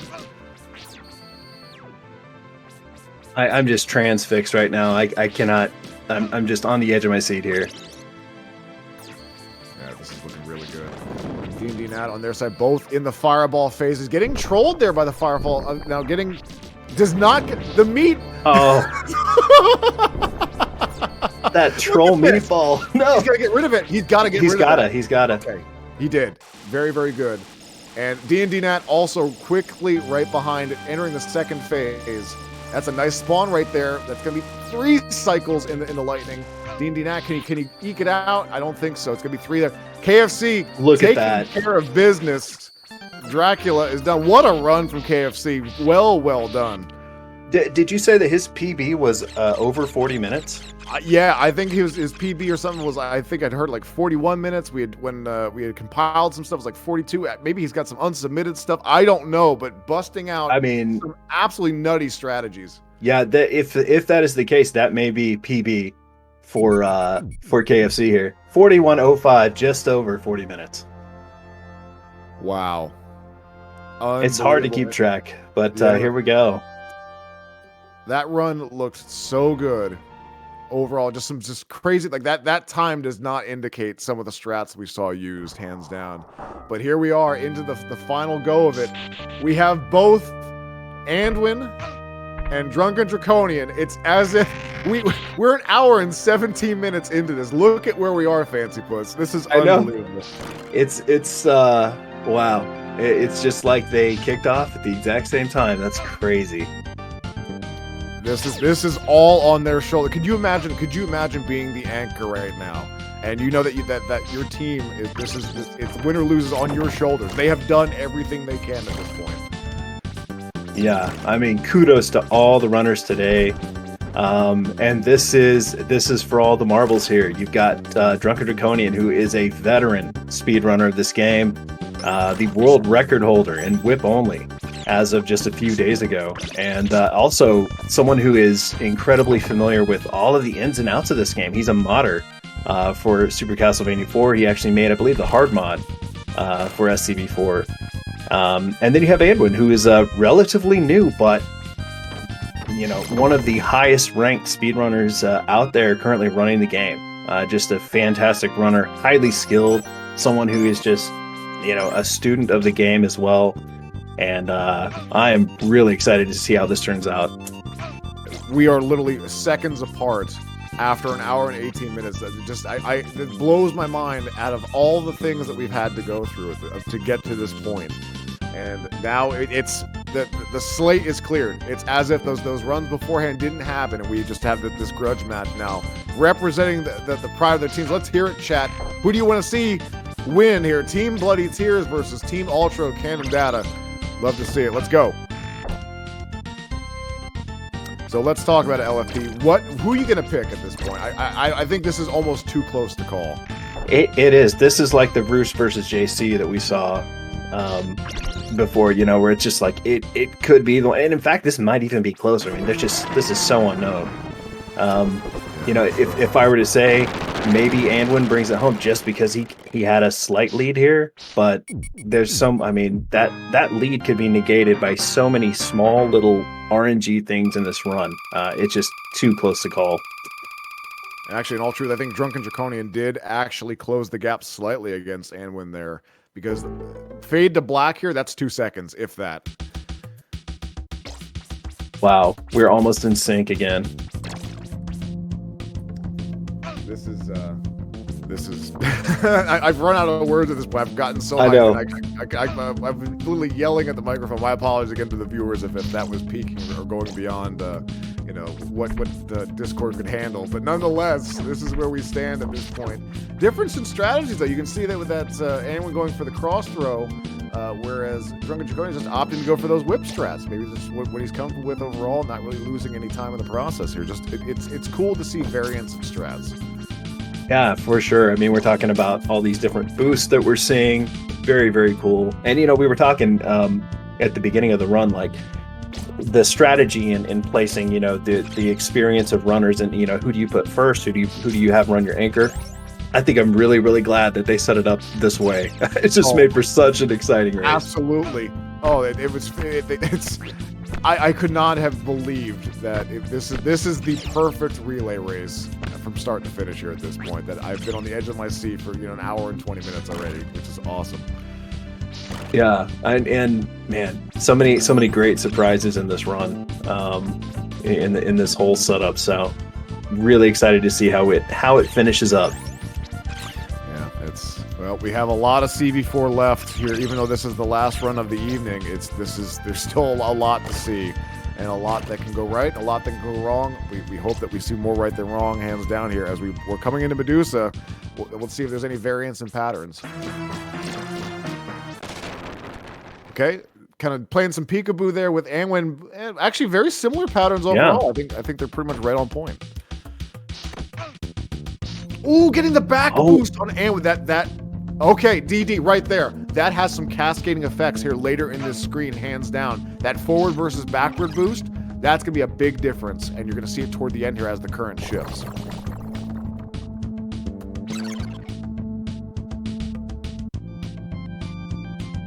Watch this black screen transition right here. Yeah, still about 2 seconds. Yep. That Anwin had maybe pulled ahead slightly a little bit there. But that back boost, that definitely hurts. But health is looking good on both. They'll be able to take the 5 boosts you would normally take here on this screen here. So just kind of hold right and jump. Unless we have an uncooperative gargoyle. We'll see. Oh, and that did happen. But DD recognized the pattern and jumped over. Did not get that back boost. Very nicely done. And that he mitigated that time loss. Very, very good there. And here we go. Stage 3, the one that could widen the gap here. Oh, it's now Anwin there with the strat. I typically only see JZ running, where you land and throw the cross and are able to move through the pillars, or the mudmen, excuse me. Very interesting approach. Man, still we're stage 3 here, and we're still basically Anwin just holding DD off by the tiniest of margins here. I mean, it just could come down just to the ring glitch if you get on the first or second try between the two to sync things up here. We'll see what happens when we get to that climb. But health looking great for both runners on both sides here. We'll see the Mudman being a bro for Anwin? No. Okay, so they both don't leave unscathed out of 3-1 into 3-2. Here we go. Yeah, both of them coming with the exact same amount of health into this stage. Let's see how this goes. Okay, DD opting for a different strat here, doing that extended whip. He's going to take this fireball boost, and that will close the gap together. There it is. There DD it taking is. the lead, and also Anwin not too far behind. Had to go for the backup there, but I kind of called that. I don't know if I'm just if I have galaxy brain going on right now, or if I'm willing it into existence. But it did come down to that ring glitch and also the approach. DD taking that faster approach by having that extension there, and now he's got about a 5-second lead. Wow, man, I don't know what to say. This is crazy. Plenty of health on both sides, going for this eyeball boost. Everyone has their own little setup. Oh, but DD does not get it. Anwin does. Look at this, the back and forth lead. Yes, let's go. Let's Come go. on. You guys keep doing what you're doing. Give us that excitement. This is awesome.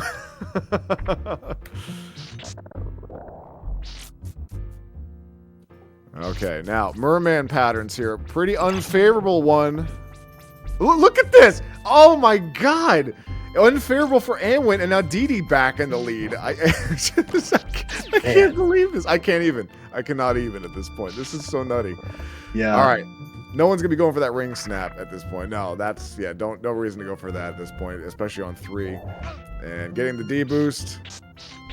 Anwin, what is that? The underneath version of it. Very strange. DD, I think, actually getting the ring glitch there, so getting a little more time in the process here, but both getting that despawns there. That is an interesting variant that Anwin did there. Yeah, what we would see. I think I have seen. I know for sure Eagle Eye Jones doing that one.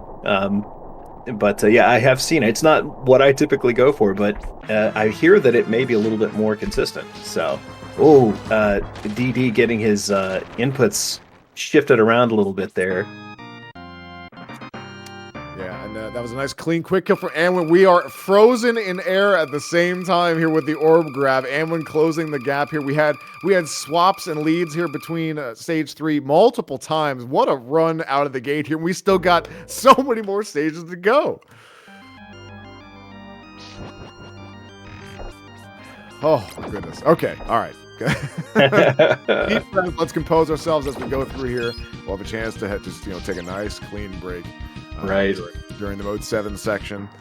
We can kind of recompose ourselves here, but it's still keeping things very close and together at this point. It's like I said, too close to call from both teams here. Just such an evenly stacked match.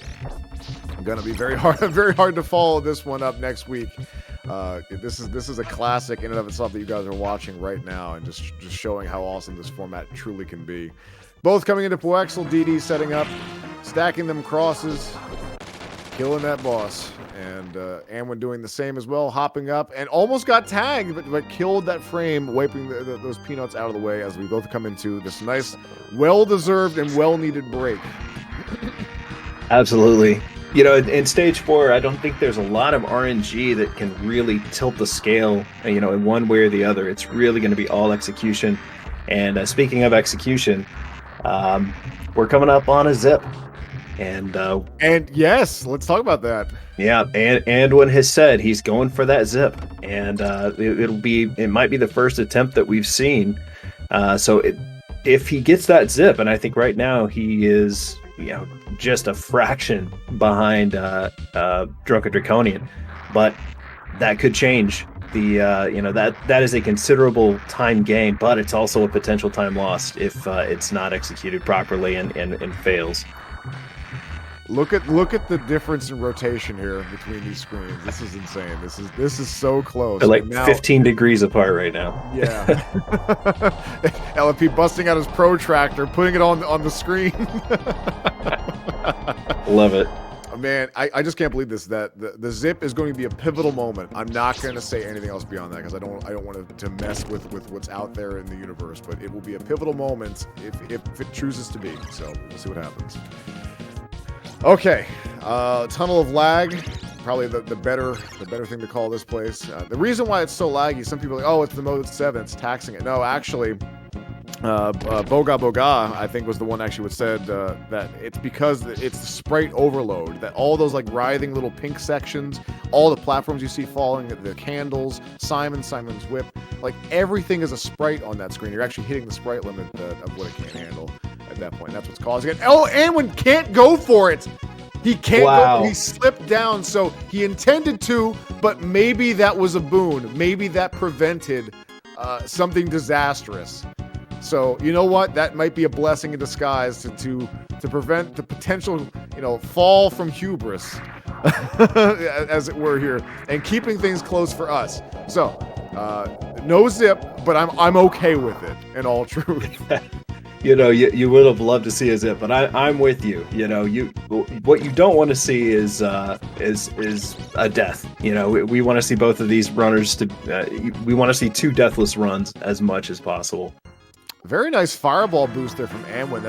That's a tight window to get that one. It's small, but that one works out well. Let's see how Drunken Draconian, some whip crosses here.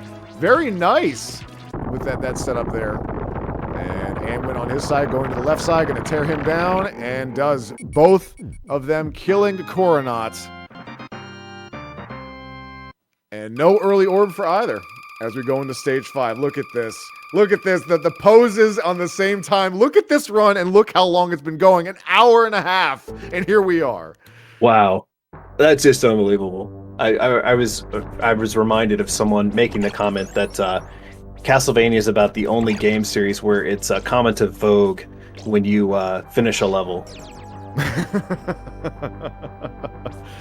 Right, you are, LFP. Very, very good. Okay, let's watch for those harpies as we're coming up here, and the game will truly begin momentarily in stage 6.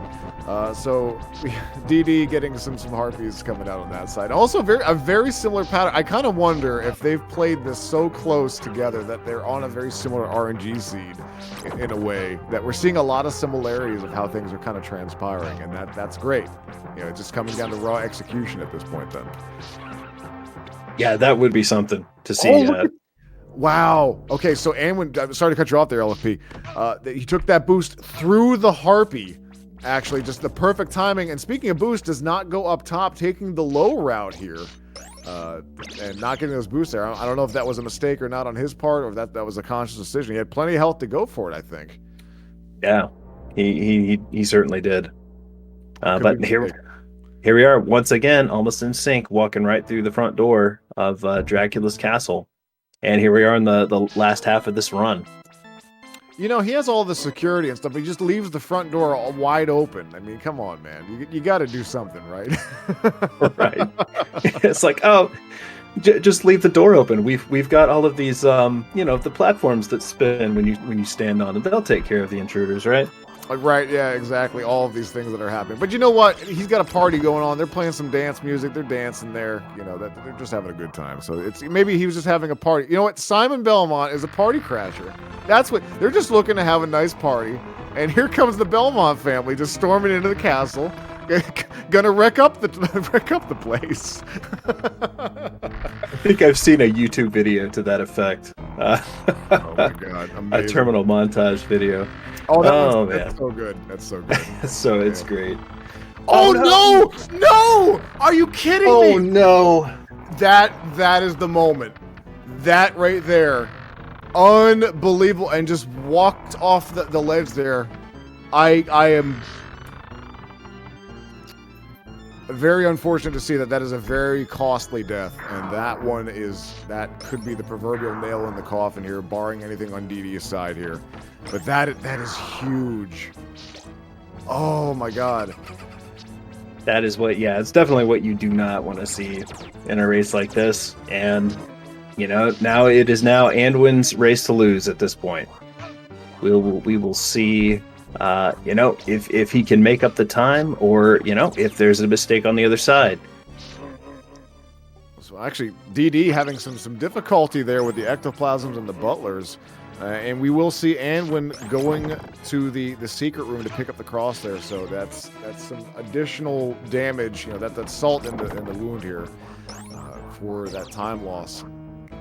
So now at this point, Anduin has to put a prayer out that something malevolent befalls DD to close this gap here, because the execution level on both of these runners is just absolutely insane, and that was an awesome mistake. Again, it's just fractions of a second worth of either inputs or missed inputs, just small things like that. That's how much of a razor's edge you're actually on with this run when you're trying to go fast.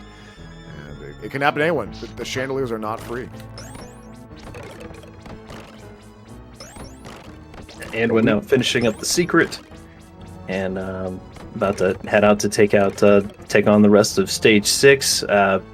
Drunken Draconian making his way through the skeleton hellway, finishing the first part of it pretty cleanly, and yeah, it looks like the stage is going fairly well for him here. Man, okay. It's just my heart is broken for Anwin at that point. You hate to see it because you know that just kind of weighs heavily on that point. That really hurts. And with the team aspect going on, you know if they're talking, you know that they're going to say, well, DD is still ahead, and DD now knows that he's got some breathing room to work with, and doesn't have to go completely ham about it. But we'll see. But nonetheless, DD right now, health concern.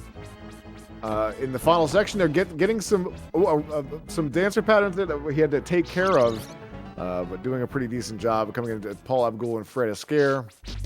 And we're getting back up to full speed on Anwin's side for Team Bloody Tears. There's the Anwin boost. That's spike walk. Oh no, not that kind of spike walk. Oh man. That to me that might be the moment here at this point. I can't even find the words that describe it. It's like just you're mentally guard broken because now you actually can't re-enter the secret room. At this point, you have the axe to work with. Basically, that's the last sub weapon you have access to in this level here. And it's something else. So DD at this point would have to have multiple deaths in later levels at rough parts, and it can happen. There's some difficult checkpoints. We're not out of the woods yet entirely, but he has taken 2 of the most costly deaths you can on 6, unfortunately. And it's CV4 being CV4. This is not a free run by any means, and it shows that it can strike anyone at any level of experience at any time. Yeah, absolutely. We were talking about, this being Anwin's first kind of broadcast race. Oh my goodness.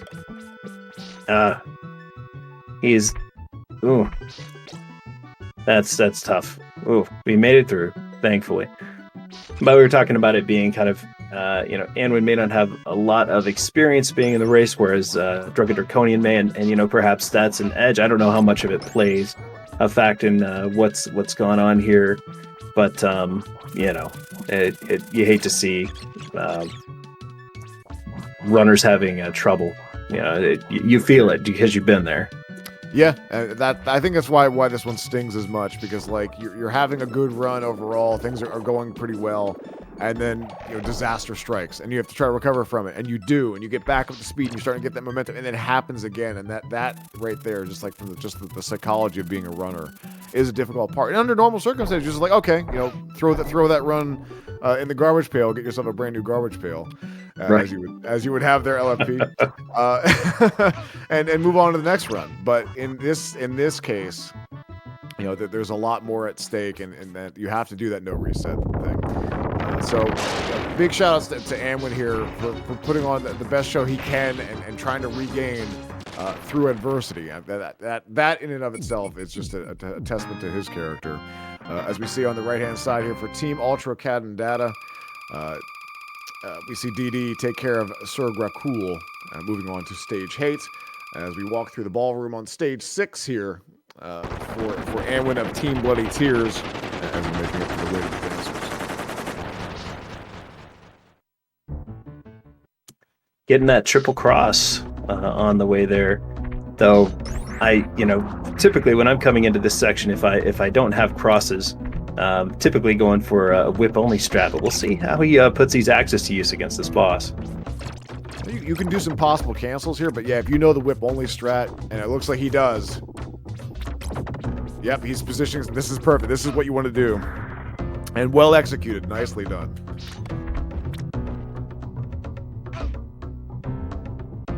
Yeah, that is definitely one backup strat that you need to have in your back pocket, because this exact situation, unfortunate as it may be, it can definitely happen to you when you're in a race situation.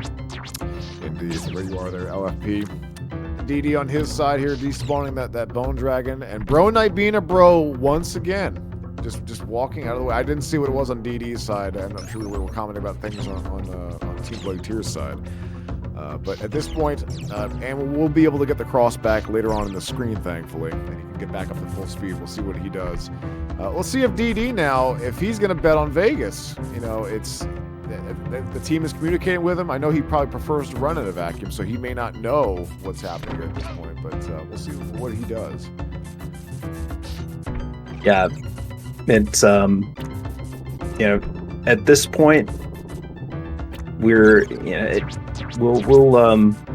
we just have to see what happens. I mean, you know, at this point, like I said, it was it is Drunken Draconian's race to win here, but you know, there's still quite a bit. Oh, he rolls on it. And what? Okay, so he actually transitioned between 5 and 6, the 5th and 6th platform there. As 5 despawned, he walked forward 1 frame, and the Belmont legendary toes, the real MVP, the 10 MVPs themselves, grabbed onto the 6th platform. You actually saw him readjust. If you go back and look at that sprite, it shifted to the 6th one. He saved himself literally from death by a frame. Unbelievable. Wow. That was a pretty nutty Vegas. Well done from DD. I fully respect him going for it. And the rich get richer, and he hits that jackpot, and you know, we love to see that as well. Oh, and when health a concern, and he got, you know, went for the wall meat that you think is usually there, but going for, oh, look at it, going for the despawn strat on the worm stuff you normally don't see. Yeah, man, we're seeing all kinds of stuff in this race. Actually, wait a minute. There was a meat over there that I did not know about. Oh yeah, you didn't know. Yeah, there's a chicken right there in that candle. I thought he was just trying to be swag about it, but no, that was a functional thing. I've literally learned something about CD4 today. I never go down there. Why would you go down there? But now I know. This is the perfect thing. And it's the more you know. Oh man. Cue the graphic and the piano. Oh, well, I guess we don't have that at the ready. That's fine. Yeah, that's right. Just joking. Surgrat cool on the left side. Very clean strat in stage 9 here for Drunken Draconian here.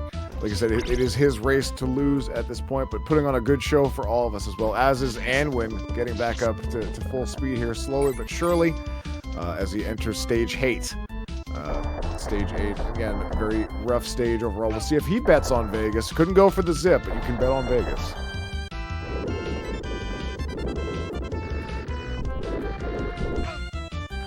And taking the coffin boost, nice. Yeah, exactly. I mean, you were talking about, you know, unique boost strategies. There's another one, you know, being able to use that coffin boost, which is actually slightly more reliable than the using the dragon fireball. But it's you know, a lot more challenging, a lot more technical to get. Yo, shouts to Anwin going for the very technical boost and getting the top route. You love to see it. Super nice. That's amazing. Yeah, that one's really cool to see. Very well done. Well executed at a high level. Both of those are very difficult to do, and making it look easy at this point. So if you go try load up a ROM, or load up your Super Nintendo or Super Famicom or Nintendo Switch Online and give it a try yourself. It's rough to get through stage 8 that way. But Zapback going down here. Sorry for the photosensitivity warning. Actually, we got lucky there. It looks like the flashes got cut out on some of those frames, so that's the good part. But we see Anwin going down here and going to be possibly going to bet on Vegas. Stage 9 done. 2 stages left to go for DD for Team Ultro Cadndadda.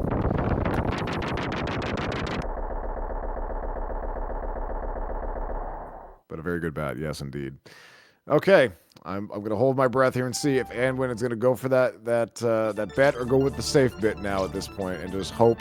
You can play it either way. Either you try to have some fun with it, or you go for it, and or you just wait. Oh man. Okay, opting to kind of go a little bit on the safe side here. I respect that fully, and getting through there, thankfully, very safely. Vegas was kind enough to let that occur. On the right side here, we see Looks like DD making a clean climb as we go into stage 8, and we have Amwin going into stage 9, the Scrooge McDuck-esque vault of Dracula, with a money pit to swim in and all. You literally can drown in money. You can drown to death in money. I'm not sure if the game is trying to teach you something about greed, but it's something that you can actually do. Kind of neat.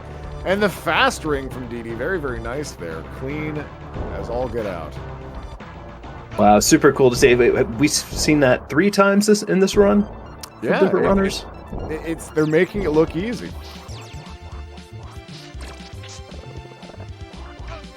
And we see on Amwin's side now, my vision may be playing some tricks on me here, but either he has his double shot, triple shot. He's got something going on, but it does not look like a triple shot from my screen here. Maybe I'm just seeing things, but yeah, he does have the triple shot right now. Good. Yep. Was able to recover that before he got to the boss the Frankenstein boss.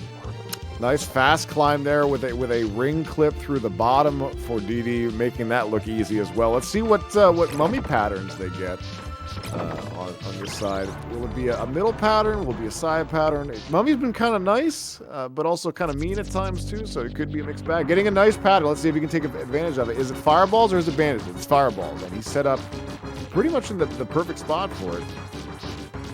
It's a little bit easier when you have bandages, I feel, but just barely misses the 1 cycle on that one. And he's going to go ahead and mow him down. Literally, I think 1 hit was left on that one, so it's very, very close. Like, you almost want him to just have a whole bunch of health after that first one if you don't get it. Almost insulting to just have, like, the 1 little hit where a limp whip could kill him. And when getting dirt deviled there by the cave, unfortunately, and going up and getting the backup boost from that, but having to get stuck in front of the bone pillar, just putting the lemon in the wound at this point from the game. CB4 just being an absolute bully, as we have Drunken Draconian on Team Ultro Cadndadda going through here on stage B.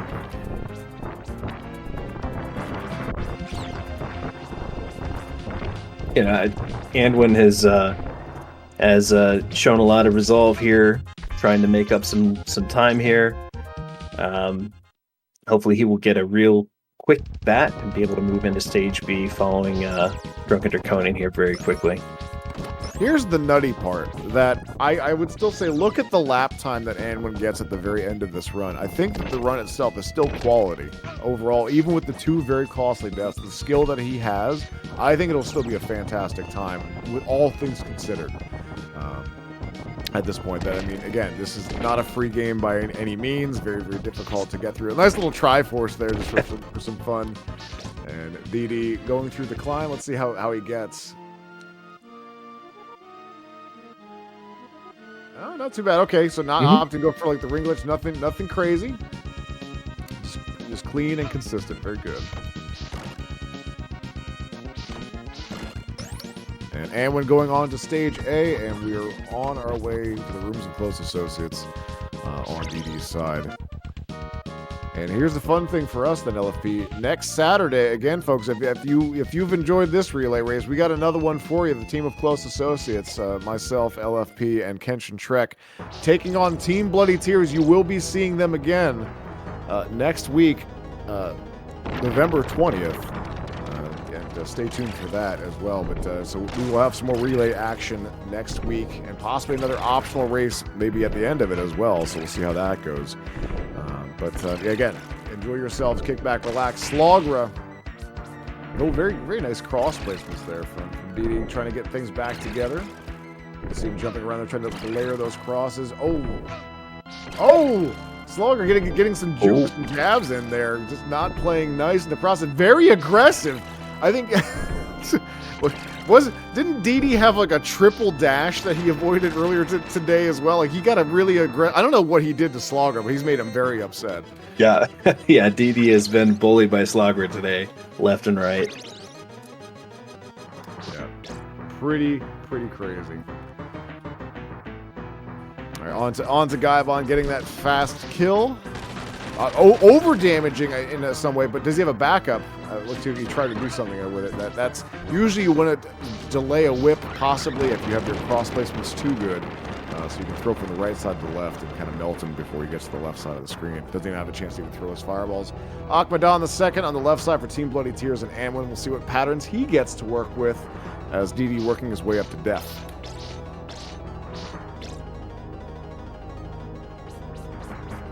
And we're getting a favorable pattern on the left side for the Mummy. Yeah, looking pretty good. Perfect placement for Anwin, and gets the one cycle. You love to see it. Very, very good. And it looks like Death getting away from DD here a little bit. Maybe messed up some of those cross cycles a little bit, but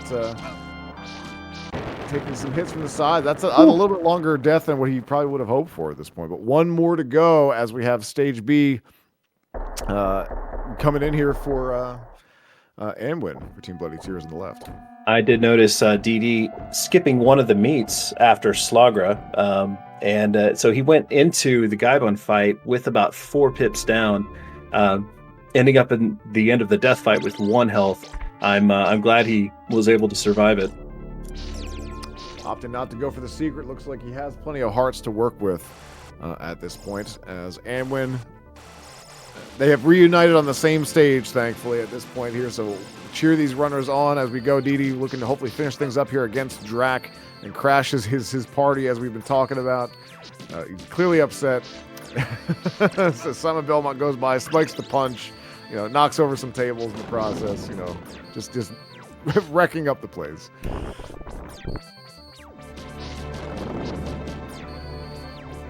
Stairs boss here for Anwin. We're into the Fire Elementals phase, and now we're going to be getting into the final phase, giving the meat, the party favor to lead us off here. Team Ultro, Cadndadda, regaining themselves from this morning, redeeming, and going to have a sub-2 time. Very nicely done from all involved on that one. Very, very well done. Dracula is dead. Congratulations to Team Ultro, Cadndadda, for taking this one here. Team Bloody Tears, they have a match again next week as Anwin here climbs up Stairs Boss on his way to Slagra. Just tremendous runs from all the runners today. Tons of skill, all kinds of just great ability on display. And a fantastic show. Yeah, a big shout out to everyone involved with this one. Eagle Eye Jones and Mannix for putting this one on. And also, I'm just going to call out the runners again here. You can see them on your screens. Give them some love, give them some follows for the work they put in. Everyone put on a great show here tonight. This was a fantastic race. And I'd love to have seen it. And the efforts put in by all runners. You can definitely see the work and love that went into this. Some definitely surprising moments, things that you could not have predicted happened. But again, on your left-hand side of the screen right now, we got Team Bloody Tears, Anwin currently running. Kung Fu Crickets was playing earlier, and Eagle Eye Jones, as the aforementioned. On the right-hand side, Team Ultro, Cadndadda. Got Drunken Draconian, who just finished things up for his team. Final time, 1 hour, 51 minutes, and 24 seconds, it looks like on the clock. D&D Nat 21. And Ultros Gambini. So those are your 6 runners for this one. Slagra taking the big sleep on Anwin's side, grabbing the leftover meat to get back to full health. That delicious roasted toasted candle meat. Anwin setting up, stacking the crosses. Okay, on the right side, that's where you want to go, and throws the crosses over top as well, and does not even have a chance to throw 1 fireball. So well done, good kill from Anwin's side. 2 down, 2 to go. Yeah, huge congratulations to Team Ultra Cadndadda. I still Cadndadda, right? Cadndadda, yeah. Team Ultros Camino. Just throw something in there for you. It could be Ultros Cantina, Ultros Caddyshack, whatever at this point. The Great White North, the Team Canada flexing, doing what they can do. Also, a very nice death kill there from Anwin on the left side. All that's left is Big Drac And I mean, these times are still going to be really close, and definitely watch the lap time for Anwin on this one too. I think this is still a really respectable run, even with 2 heartbreaking deaths back to back like that. Yeah, I mean, really, you have to respect all these runners for putting on tremendous show today, and really, every single run in both of these teams has just been absolutely stellar. These are huge. I think both of these were both of these faster than both of the runs earlier today. I'm forgetting what the final times were. Well, we will have the infographic at the end here. Maybe we can get get these runners in for a word. Then I would love to definitely pick their brains post race here at this point, especially for Team Ultro Cadillac. Would love to talk with them.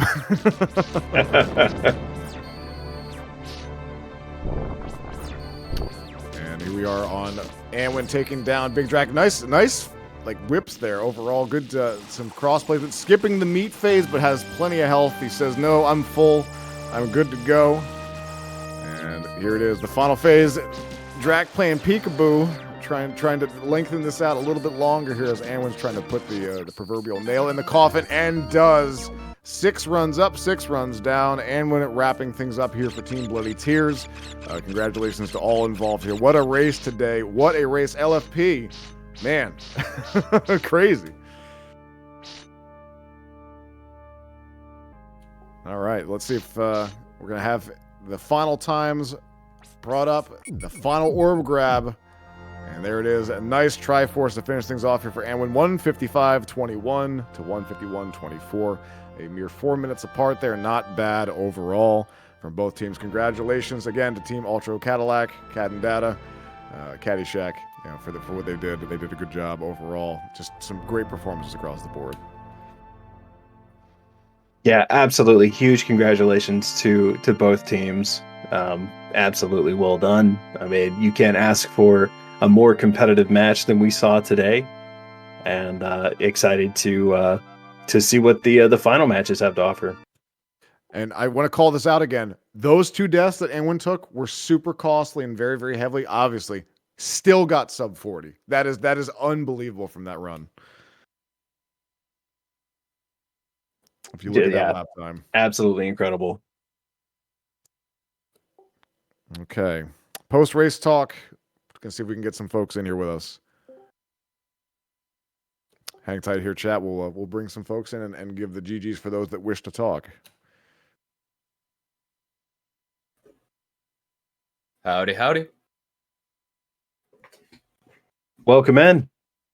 Hello. And congrats. Hello. GG's around, all around. Great race. Yeah, you too, man. Yeah, good game. Big everybody. GGs. Yeah, Team Canada knocked it out of the park today. they did. Well, we said that we were going to clean it off. We were going to bring it back for the second race, and we did just that. Terminated. Fantastic. By the way, your outfit, man. Stage 6 was killing me. It literally the chandelier, press the button, he just walks right off. Yeah. All it takes is I one missed input. I felt the pain, man. Felt your pain there for sure. Mm-hmm. Yeah, I've had that exact thing happen before, and it just so happens to be extremely bad timing. But, yeah, it does happen. But okay, I'm going to go around the horn here with you guys and kind of pick your brains about this. I would highly recommend watching this back, especially I'm going to call out the KFC versus D&D. KFC versus D&D. That is an encapsulated classic already. I'm just calling that right now. So let's start with Team Ultro Cadillac or Cadndadda. I'm sorry, I've been just riffing for a little bit here about Love that. it. no worries. We'll start off with we'll go in the runner's order at this point, and see how you guys are feeling after the race at this point. So we had my brain is melted after an hour and a half of this hype. Well, we have the times up on the board here. Let's take a look at these. Looks like that we had 154 for Ultra Cadndadda 24 to 155.21. That's a typo there. That should be 151. There it is. We got like 3 seconds behind the team of close we were trying so hard to top you. You can't top the associates. I'm sorry. 1 second to run. 1 second to run. Oh my goodness gracious. Okay, sorry. Let's get back to it. So let's go with Ultros Gambini, not Gambino. By the way, just gonna throw that out there. Ultros Gambini, the Terminator himself. How do you feel about that? This had to have been redemption going into this one. How do you feel about the run? You know what? I a lot better, a lot more of a, I guess, an accurate showing of what I believe I can do. I'm happy to get the sub 40. It had only been about a week ago that I got my first sub 40 anyhow. So just to kind of see it come back again and be on, display for everybody. That's something I'm happy for. That death in 8 really, really irked me, only because it was just one of those things where it's like, I got the drip. I'm going that way. No, I'm not. I'm dead. Right. So, is what it is. Not the worst place in the game to die on a run. And I was able to kind of plow my way through it. Couple of stuff from there afterwards I kind of fumbled on, but otherwise, it was great. I was up against Eagle Eye, which was fun. I said I'd terminate him. Guess not him himself, but as a team, we kind of took care of that. So it was nice to run against him, and yeah, exactly. I sure was. I'll that's kind of it for me. I'm just happy to be a part of it. Great run all around. Everybody. It was really, really fun today. Yeah, for sure. Very, very nicely done there, Ultros. And it was just a night and day difference between this morning. And I was very proud overall, and just could sing the praises of the work you did. So great recovery. Yes. Great outfit for terminating it. And we had some fun with that one too in the booth here. For sure. Wonderful. Okay. D&D Nat 21, the unofficial pride of Canada himself as well. I know you guys are all Canadian, but you can't top the energy of D&D Nats. D&D Nat, what do you think about your classic that the new instant classic that you've had with the KFC? So I didn't watch the stream or anything like that, so I have no idea. I'm gonna have to look at it back because everyone's telling me that it was so close and it was really framed up really, really close. So I cannot wait to look at that. It was a great run, 37:12. That's 2 minutes and change over my PB. So that's I'd say that's a fantastic race time. I mean, Vegas got me. I always gamble on Vegas now. I've got no fear for it. What happens. If the game says the run's over, that's what happens. That's in the game's hands. That's not mine. So I tried to do it, and unfortunately, I lost on Vegas that time around. But I had a feeling that I was going to have a little bit of time to make it back. And as long as I did a clean run and make sure that the rest of it goes well, get back into rhythm, it would be okay. And I would be able to at least set it up properly for DD to get the job done. And that's exactly what happened. I'm very satisfied with my performance, and I cannot wait to watch it back. I'm probably going to do that tomorrow on my own stream and freak out a little bit. Yeah, it's gonna be a good watch overall, but I'm actually really glad you went for Vegas because it just added to the hype, and you'll see that when you get into it then as well. So nicely done. And the stalwart anchor and commander of Ultra Cadndadda, Drunken Draconian, DD, how are you feeling? I'm feeling pretty good. I think that was a pretty awesome run. I was only 7 seconds behind PB going into stage B. Oh, wow. I was a little salty that Slogger killed it. I just have so much trouble with that guy. I was going into Slogger down a little bit too much health as well. Like I was down 4 bars of health. And that was a little scary. And then when he wasn't cooperating. Like if you miss catching one of the crosses, sometimes it can hit him at a really an opportune time, and he'll just drop down right on top of you, and there's not much you can do about it. I commented about it during your run that I don't know what you did, but you have apparently pissed off Slogger that he was super aggressive both times now during your runs. I hit the Vegas barely. Awesome to see. Yeah, like I basically I knew that I had some time to give, and since I was on PB pace, I was like, I'm just going to go for everything. I might as well try.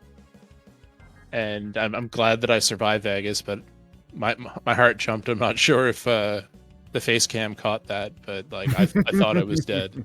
I think there's a clip floating out there of you smiling, by the way. Great. Yeah, go look for that. LFP, you wanna talk with our friends over at Team Bloody Tears about their performance? Yeah, guys, a tremendous run, like all around.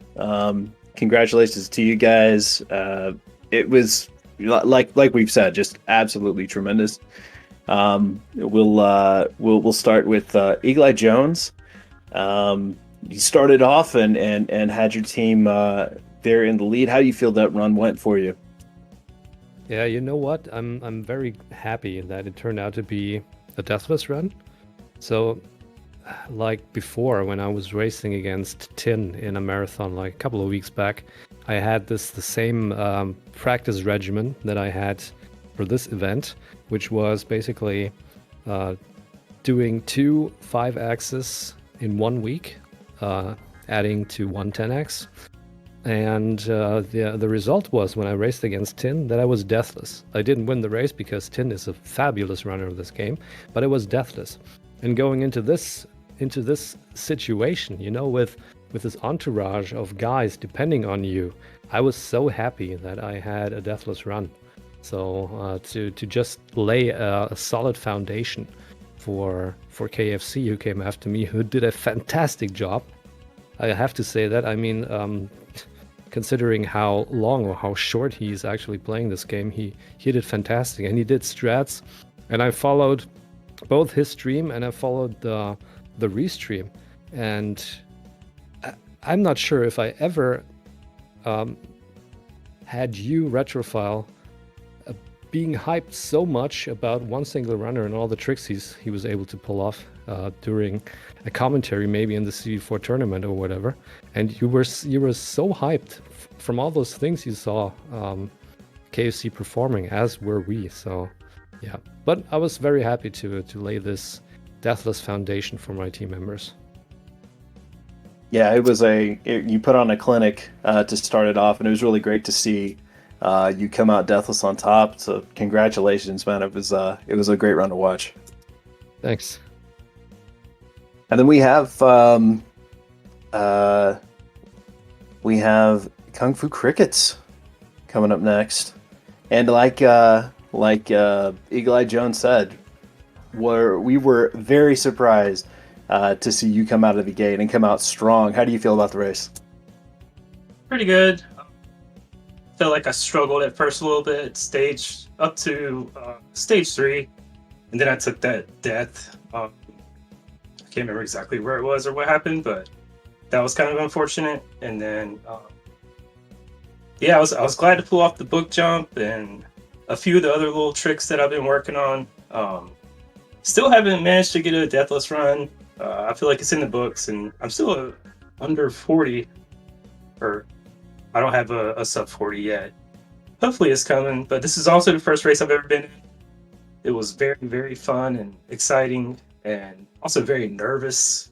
Feel like I was about to crawl out of my skin the whole time. Still feel that way. I also want to add that, I mean, his splits wouldn't count because he didn't split, the way you should split when you're doing a CV4 run. He just had one split going for the entire run. But, and with the starting timing of this event and everything, it's not guaranteed to hold its own when you're trying to submit it. But fact is that KFC, regarding to his own timer, had a new PB in this run.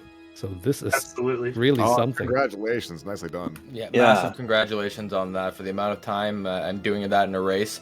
You said that you felt like you were going to crawl out of your skin, man, but you pulled it off and you did a great job. And I can't wait to watch it back. Like, a lot of even my runners were really surprised with some of the tech that you were pulling out in such a short time. So give yourself a pat on the back for that run, 100%. I really appreciate it, guys. Yeah, well done, man. I'm scared of you. And I can personally relate to the pushing to try to get that sub 40. Haven't gotten a deathless run. I've been in that same boat, and I feel like sub 40 is just a formality at this point. You're going to go well beyond that. So congratulations. It was a fantastic one to watch, and I think you'll enjoy watching it back. Thank you, LFP. And then we have our anchor run, Anduin.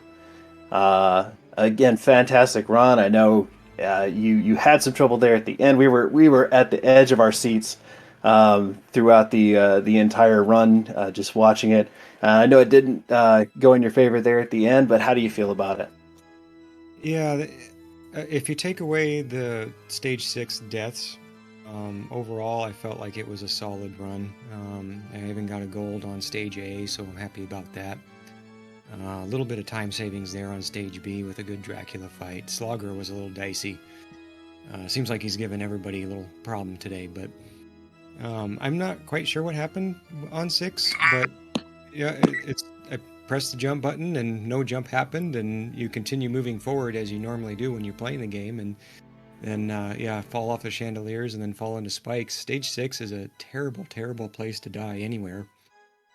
Just because it's so long, it takes you so long to recover. But if I take those away, overall I'm pretty happy with the run, and I kind of had to improvise and use the axe strats for a while there at several areas, which worked out pretty well, I thought. Yeah, it was great to see the you kind of coming at it and making up some of that time. I know we were talking about KSC's experience. This is his his first race kind of on the big stage, and I'm not certain, is this kind of your first kind of bigger Castlevania community run, and did that have any kind of effect on how you approached it or how you felt about it? Yeah, I try to do the weekly race every week that I can, so I'm at least part of some sort of competitive race on a weekly basis. But this is my first race that's being re-streamed or broadcasted or commentated. So at the very beginning I had more nerves, and by the time I hit the chandeliers, a lot of those had smoothed over a little bit. So it wasn't necessarily that I was super nervous when I died, it just was just dumb luck, to be honest. Gotcha. Yeah, I could totally see that. I have to ask too, and this may be also a question for Drunken Draconian. Being an anchor in a race like this, where coming into the final anchor lap, you are basically starting at the exact same time. Retrofile and I were just commenting. We're an hour into this thing, and we're like 5 seconds apart. Did you feel any of that pressure, or was that something that you were aware of during the run? I was aware of it. I wasn't updated constantly live with his progress, but I knew it was going to be, I'd have to be on my best game in order to stay ahead at all against Drunken Draconian. He's just that good of a player. I would have had to, once the death happened, I pretty much knew, unless he was going to die somewhere in the run, that I was just behind at that point, and I was just able to play the game at that point.